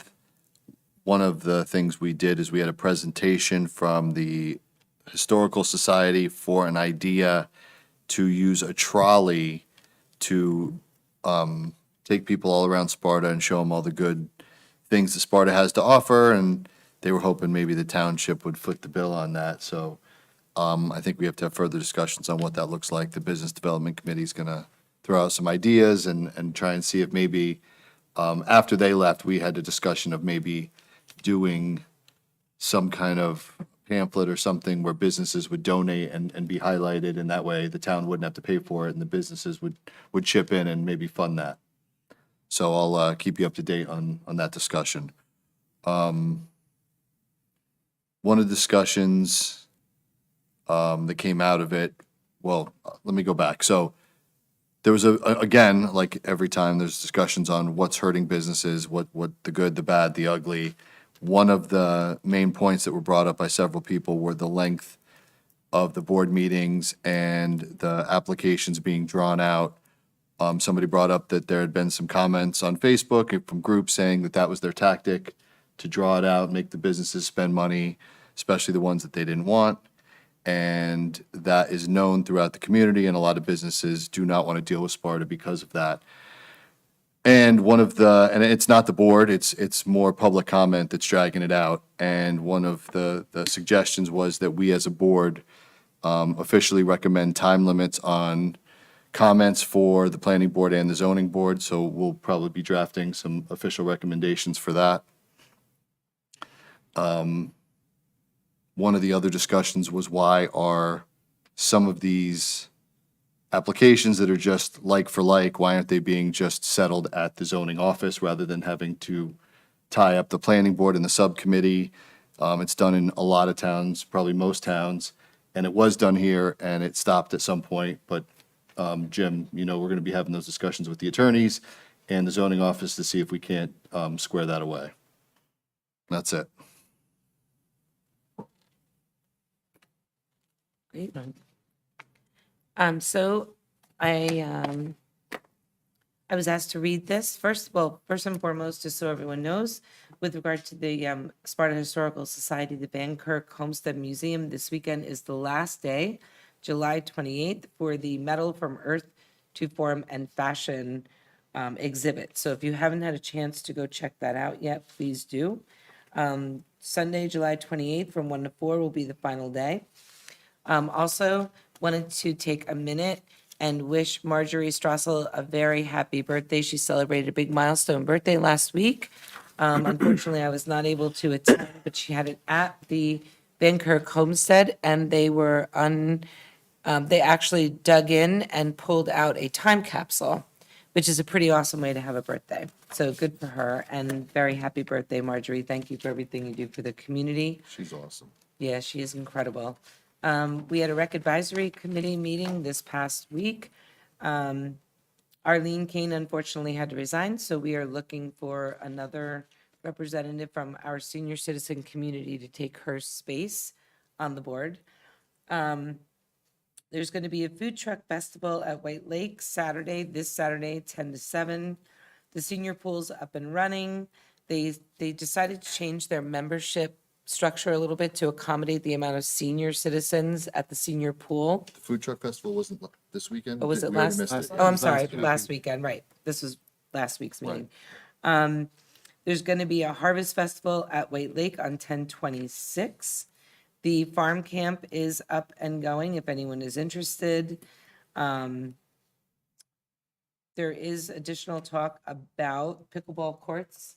I know, Jim, you hear us, you're tired of hearing us bring this up, but we're bringing that up. We also had some requests that had come in about us as a council relooking at the potential to open up maybe one of our parks to allow people to be able to walk their dogs in a park on a leash. So we had talked about that. We had that conversation. We did not have consensus to move it forward in all of the parks. But people are asking, so it may be, I think it's fair for us to look at what amenities do we have, what park do we have that maybe we could collectively agree people could go in and walk their dogs. I know we have the Glen, but quite frankly, as beautiful as the Glen can be, I think that people get a little bit nervous, especially going in there on their own because of the amount of wildlife that's in there, especially if they don't have another adult to walk with in case they get injured. It's not a place like where there would be other people around and whatnot. So I wanted to bring that forward. And as I mentioned, the Harvest Festival and Trunk or Treat, that's going to be on the 26th. They're doing it differently this year. The Trunk or Treat is only going to be for an hour and a half, and that'll be from 2 to 3:30. From 12 to 5, there's going to be food trucks, there's going to be kids zones, there's going to be stuff going all over White Lake Field, and then the Trunk or Treat will be in the middle of that time period. So they have one half of it that's earmarked for the smaller kids, and another half of it that's going to be earmarked for the larger kids. The other thing that we discussed, and we will be resubmitting to everybody for review, is the prioritization of all of we were asked earlier in the year to come up with this prioritized list of projects and whatnot. What did we have current funding for? What did we need funding for? We had to wait for the budget to be approved. Then we submitted it. The last time we submitted the form, we still did not have the budget approved. Now we did, so we talked about it the other night. We're going to be resubmitting in a prioritized order. With regard to the Municipal Alliance, very exciting news. We are in the middle of our collective review of the Screenagers program. And so we're very excited about that. At the next meeting, I hope to have an update with regard to our path forward, at least with that initiative. I know the school reached out to us and, you know, statistics are just going through the roof around social media and what's going on. So we're very excited to be able to partner and not only bring this to the schools, but also to our community as well. So stay tuned for updates on that. And that's what I have. Thank you. And maybe we'll just, if you don't mind, we'll just stay with you on any unfinished or new business that you may have. So I just wanted to reiterate the fact that I had a conversation with Jim, because really I understand, and I know a lot of residents don't understand this, but we are comprised of many different kinds of roads and infrastructure, some state, some private, some town, some county. So we had a couple discussions about some of the disintegrating infrastructure on some of the roads that are not our own. And Jim, part of the issue is going to be addressed, at least with the next grant that we just put in for and getting that going. But also he informed me that he's been having conversations with regard to Sparta Avenue, for example, and Main Street, and trying to get that done.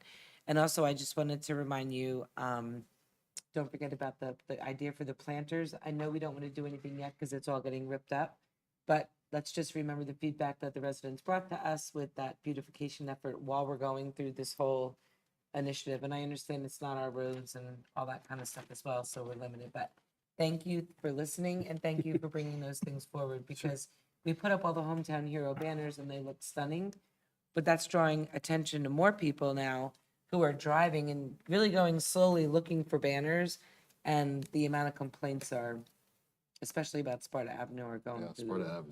It's a disaster. Yeah, So thank you. I'm for aware of that. Thank you. That's it for me. Any new business or old business, Josh? Nope. Okay. Dean, do you have any? Yeah, two items. One is this past Sunday, I had the honor of attending the Sparta Cricket Club's championship match. My first time ever witnessing or going to a cricket match.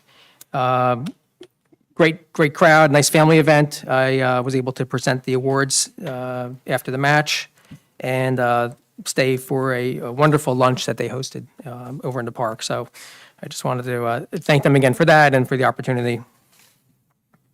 My second comment is more around some summary thoughts about tonight's meeting. And,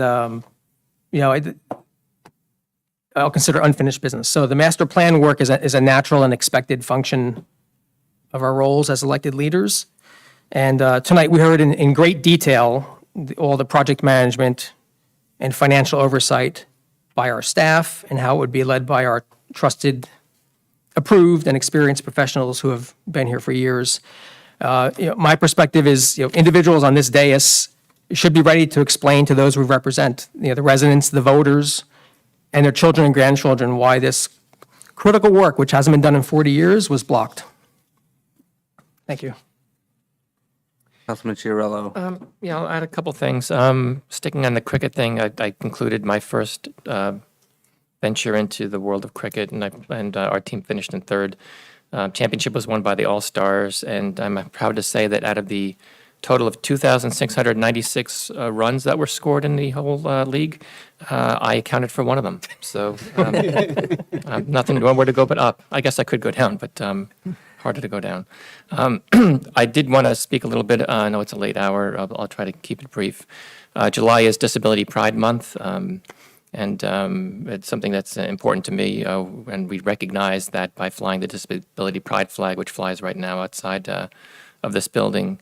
I have some personal experiences with that, and one of those being, as a child, I did have some encumbrances growing up, and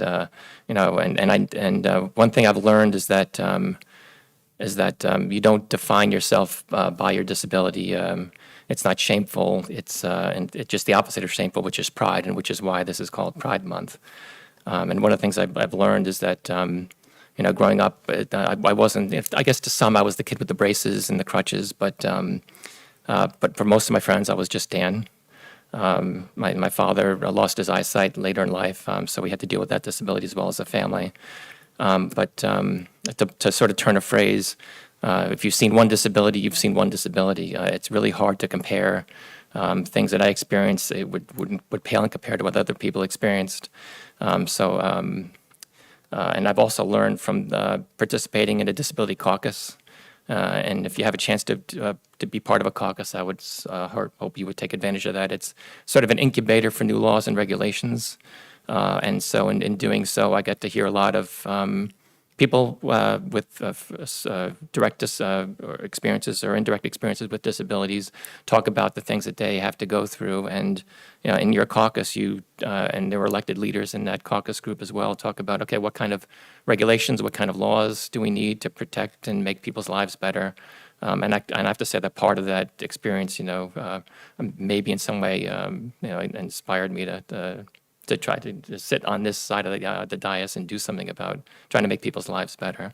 So I guess I would close in that it's a disability is personal, but it doesn't define somebody. And if you see somebody with an obvious physical or cognitive disability, it's not shameful or defining. It's nothing to either avoid or look away either. It's just part of who we are. Again, I wasn't the kid with the braces. I was just Dan to people. Help open the door if you need to, or whatever you need to do. It's not the defining feature. It's just a feature. That said, I'd also like to make a motion to put on the agenda on the August 27th meeting that we fly two different commemorative flags. So I'd like to have a vote right now to put that on the agenda. The first one is I'll make a motion that on September 11th that the Township flies the 9/11 memorial flag to reflect on the anniversary of the September 11th, 2001 terrorist attacks. So that is a motion I'll make. I'll second it. All those in favor say aye. Aye. Aye. Abstain. Abstain. Okay. 2 abstentions, 3. Right. The second motion I'll make is on September 18th that we fly the flag of the United States Air Force to commemorate the founding of the U.S. Air Force. I will second it. All those in favor say aye. Aye. Aye. Abstain. Okay. 3 ayes, 2 abstains. And that is all I guess we do have Trails Committee appointments, so I'll hold off until that gets up on the agenda. And that's all I I have. was going to do that under Yep. unfinished business. Excuse me, Dan, did I mishear you? Did you say there was 3 flags? I meant to. You meant to, okay. Thank you. Anything else? Nope, that's all I got. Thanks. Bear with me, I do have a little bit of new business. First off, I'm happy to announce that the State Agricultural Development Committee, which administers New Jersey's Farmland Preservation Program, has received an application by the owner it's called Awesome Acres LLC, which is, most people know it as the property across from ShopRite. Unfortunately, formerly the Sunflower Field. They have applied for this program. And what that means is that the SADC will determine whether that property fits within their program. That is going to be determined on Thursday. They are having, it is public. You can go on the SADC website. It's an agenda item. What happens at that point is SADC determines whether the property fits within its parameters to be approved for the program. I can tell you that if they've gotten this far, more than likely than not, it will fit that. And then what happens after that is once it's approved for participation in the program, there will be appraisals for the property, at which point those appraisals will then be communicated to the owner, and then the owner is free to accept or reject that. This is a program I think I mentioned before that has been successfully used, most recently in White Township, where they were faced with a 1 million square foot warehouse that would have required all kinds of changes to the town and other things. And the owner was able, I think, to clear probably over $15 to $18 million based on their investment.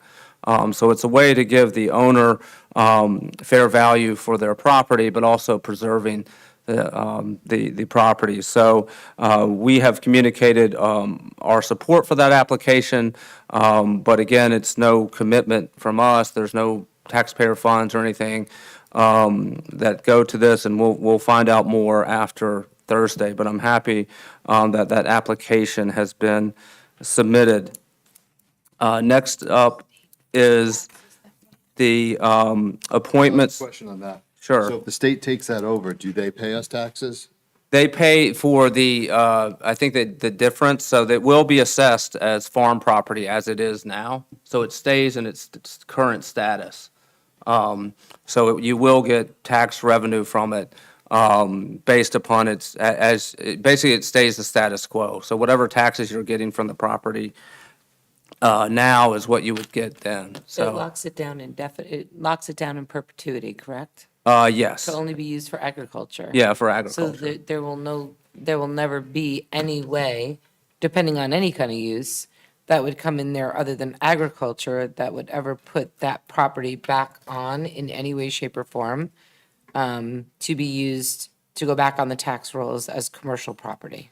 Yeah, I don't know if there's a way to revert it back and, if at some point there's a change of decision, but no, at the point that there would be, it would stay a farm as it is now. And They can actually transfer title to a private owner, but the private owner would receive a restrictive deed that restricts it just to agricultural. So if a farmer applied to them and say, hey, I would love that land, I want to farm on it.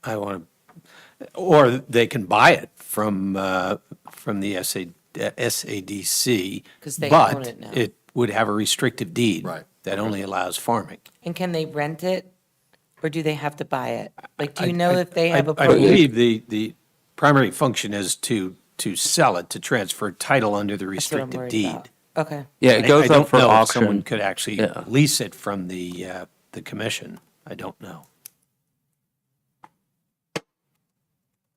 All right, next up, we do, as we've mentioned in previous meetings, we do have we formed a trail committee for purposes of improving trail access in and around Sparta. We announced that, and due to that announcement, we did get some applications in. We've received an application from Landon Tanieri. If that name is familiar to you, it's because he's on the zoning board. He's also done a heck of a lot of legwork on actually identifying what trails exist, particularly abandoned rail trails. And then our next, so I would move that we appoint Landon Tanieri to the Trail Committee. I will second that. All those in favor say I'm sorry, there are two other people. Are we just appointing one at this time, or are we going to do that? I haven't, we're going to do one, we could do all three. I've only seen two applications in. Okay, I thought I saw applications from Connor Sokol and Brad Carlson. I didn't see Connor, but I saw Brad and Landon, but not Connor. So we talked about this also at the Rec Advisory Committee, and I did have a lengthy conversation with Landon as well. And I have a conversation tomorrow at the county to see if we can try to get this committee at the county level to pull together the 9 different municipalities that the trails are running through and get support and possibly even maybe some funding at the county level. So just to let you know. Okay, that would be good. Yeah, I do see an application here from Connor Sokol. Okay. So you'll be making these one at a time, or can we do all? We could do them all. So can I have Connor's last name? Sokol. Sokol. Okay. So I will make a motion to appoint to the Trail Committee Landon Tanieri, Brad Carlson, and Connor Sokol. Connor is the proprietor of Gears and Grinds. And Brad Carlson may be familiar to most. He's also on the Business Development Committee, I believe. I will second that nomination. All those in favor say aye. Aye. So Landon, Brad, and Connor are now on the Trails Committee. Next up, I do want to announce that, and I've had discussions with our lawyer and with Jim about bringing to council cannabis ordinances. People have seen that many municipalities in our area have done this. My understanding, there's like 6 different licenses that one could get.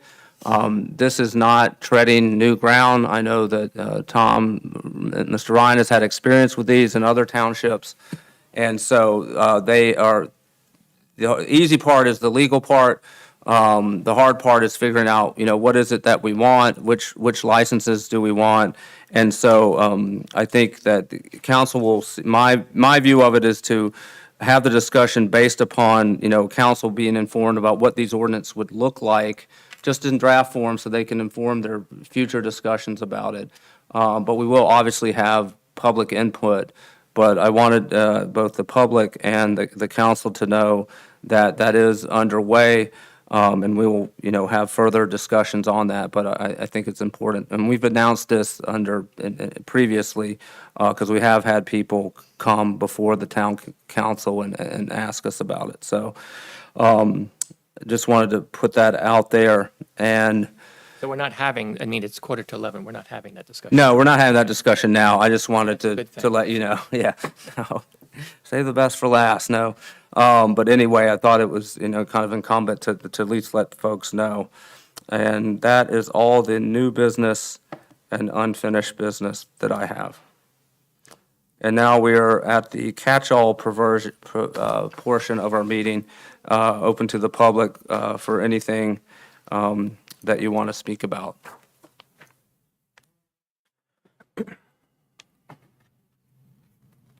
And just remember to state your name for the record and abide by the 5-minute, particularly at this wonderful 10:45 hour. Margie Murphy, 9 Pueblo Parkway. I wanted to know, if we're doing Sparta Avenue, did we get anything as a town from the people that are building the apartments up there? Did they give anything to the town, a park, a sidewalk, the entire sidewalks? What did we get for them for allowing them to build that? Anything? You talking about additional compensation besides the application? No. Why? No. May I ask? You can ask. It wasn't considered. The application was passed because of its merits, and there was questioning by the planning board, and, part of that is doing the sidewalk, if I recall correctly, at the bottom, and where the driveway comes out. That part they're going to redo and stripe it and all that. But in terms That's of it, like though. parks and extracurricular type things, no.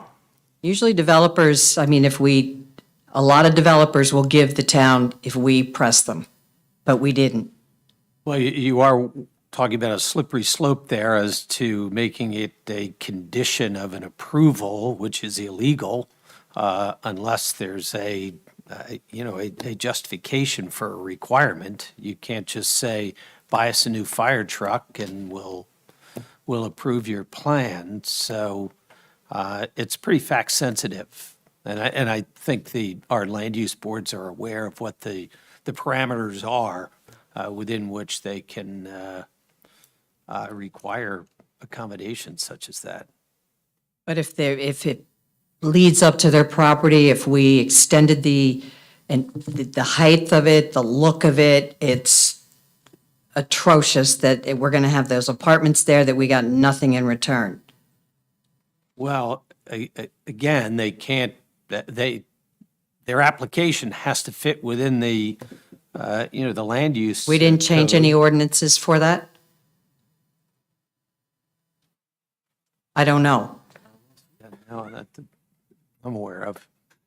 So it's one thing if the person that goes in there offers something for the community, that's one thing. But I think that's what Tom's saying. You can't require it or say to them, oh, we're going to do this, like a quid pro quo. But most developers, if they're in a good relationship with the township, many of them, the ones that you have seen, for example, in Rockaway and in some different places over in Mount Olive and whatnot, but it's at the discretion of the builder, and usually it's dependent upon the, it's at their discretion totally what they choose to. If they're going into a new community, sometimes builders will say, oh, we'd like to donate a park, or we'd like to donate a playground, or, whatever it might be. But it's discretionary and it's at their discretion. You can't ask for it. Did we change any ordinances to allow that building to be built? The apartments? Yeah. Height-wise, It was, no, it was Captiva. It was sold as Captiva, and it was sold with the plans intact. Captiva sold it. That was the original tenant. Then this new company purchased it. Captiva's model was different than this model.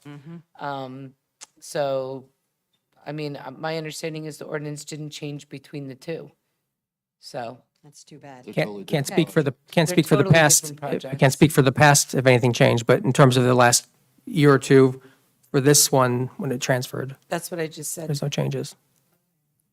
The other thing, Margie, even to the fact that I did ask with Captiva, and I'm gonna ask, I think it begs a question. When I asked about it with Captiva, I was told this also would be up to the discretion of the developer. But I did ask that they consider, because the significance of housing for our seniors and also for new kids coming in, that was more of a model of the majority part of it were for sale units that were going to be there in Captiva. And we asked them to pre-market, to consider pre-marketing for maybe 30 or 45 days directly to Sparta residents before they took their marketing outside in an effort. And again, that would have been at their discretion as well. I asked about that at the planning board meeting when Captiva was approved. And I don't know if that request was made again, but if the developer's watching, it would be neighborly. But again, you can't, obviously you can't control that, but it's worth just asking the question. But it's discretionary. Okay, any other public comment? Mark Scott, 9 Pueblo Parkway. For example, 45 River Road in Edgewater, the developer gave the town a new town hall, and then he built his apartments right there on the site. On the Hercules site, Hartz Mountain Industries has offered the town a 540-acre park with football fields, baseball fields, running trails.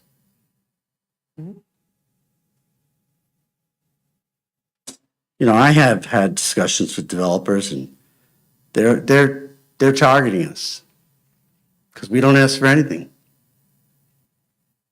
Okay. And Josh, I have a report which I'll send over to you, but unimproved land costs the town less than improved land, because improved land needs services. And it came from the state, and I'll be glad to send that over to you. Sure. Okay, great, thanks. I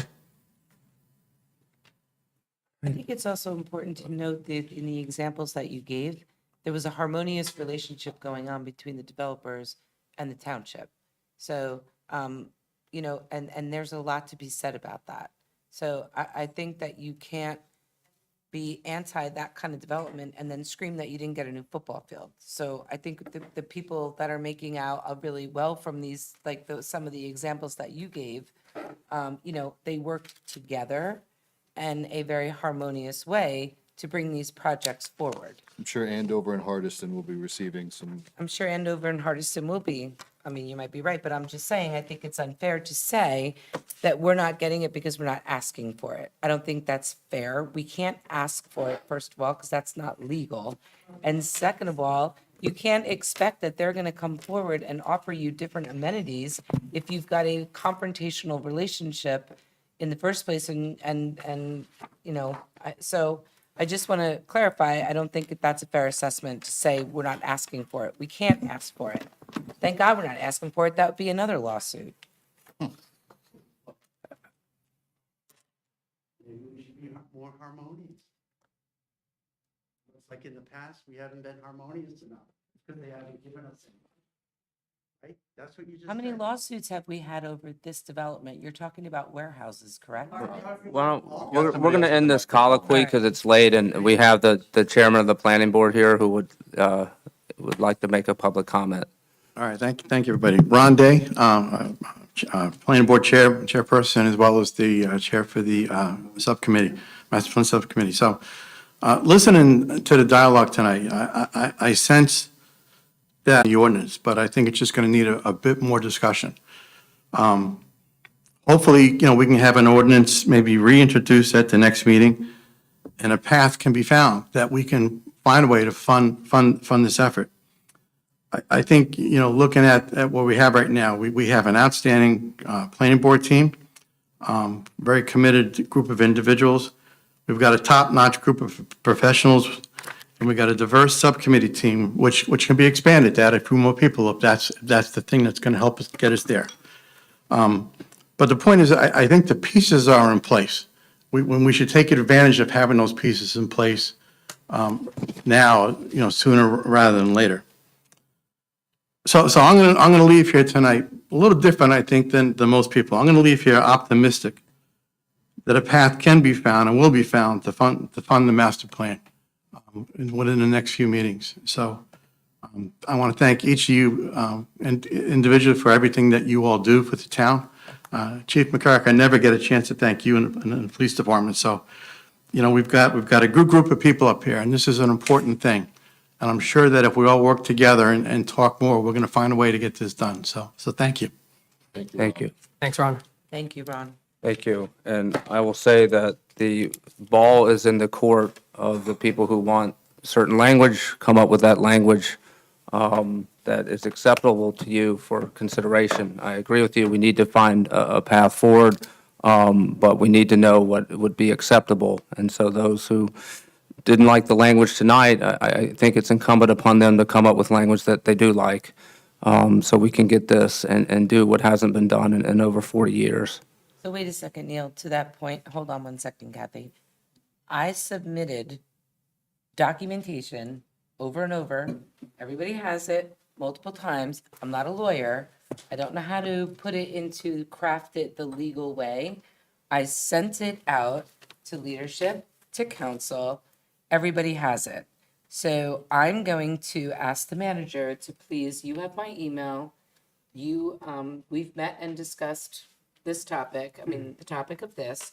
So please bring it forward to whatever attorney, Tom, I'm assuming it would be Tom Ryan, to take the things that are in this email. Tom has a copy of it too. He does. And craft it.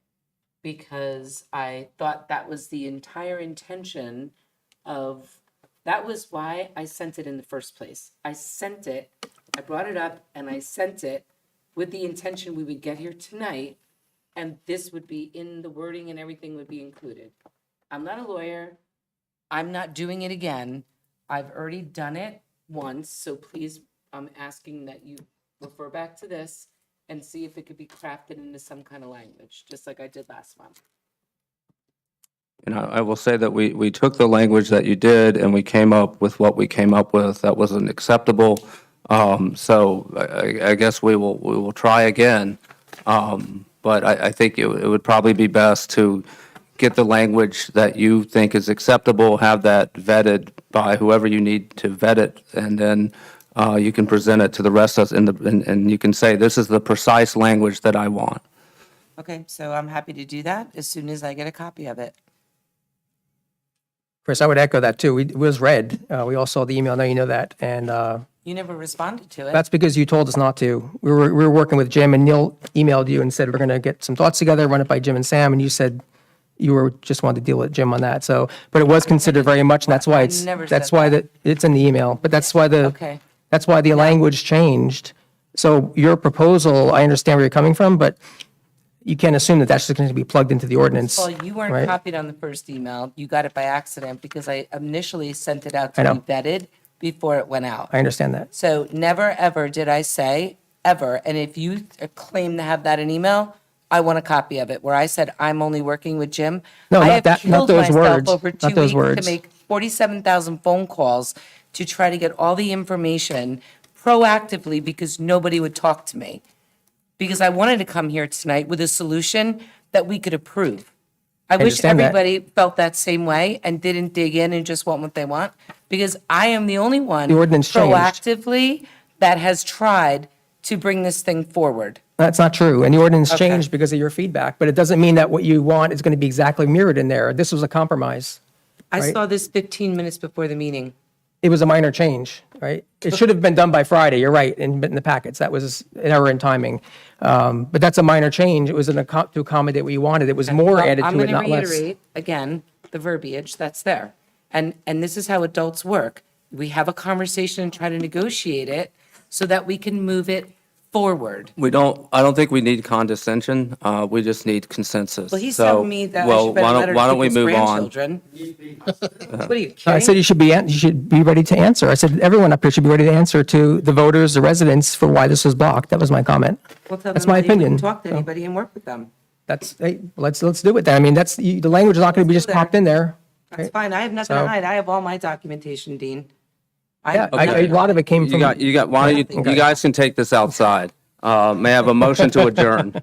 So moved. Oh, wait, did Kathy want to talk? Oh, Sorry, Kathy. You sure, Kathy? Okay. May I have a motion to adjourn? Motion. May I have a second? I need a second to adjourn. I'll second. All those in favor say aye. Aye. Aye. Meeting is adjourned.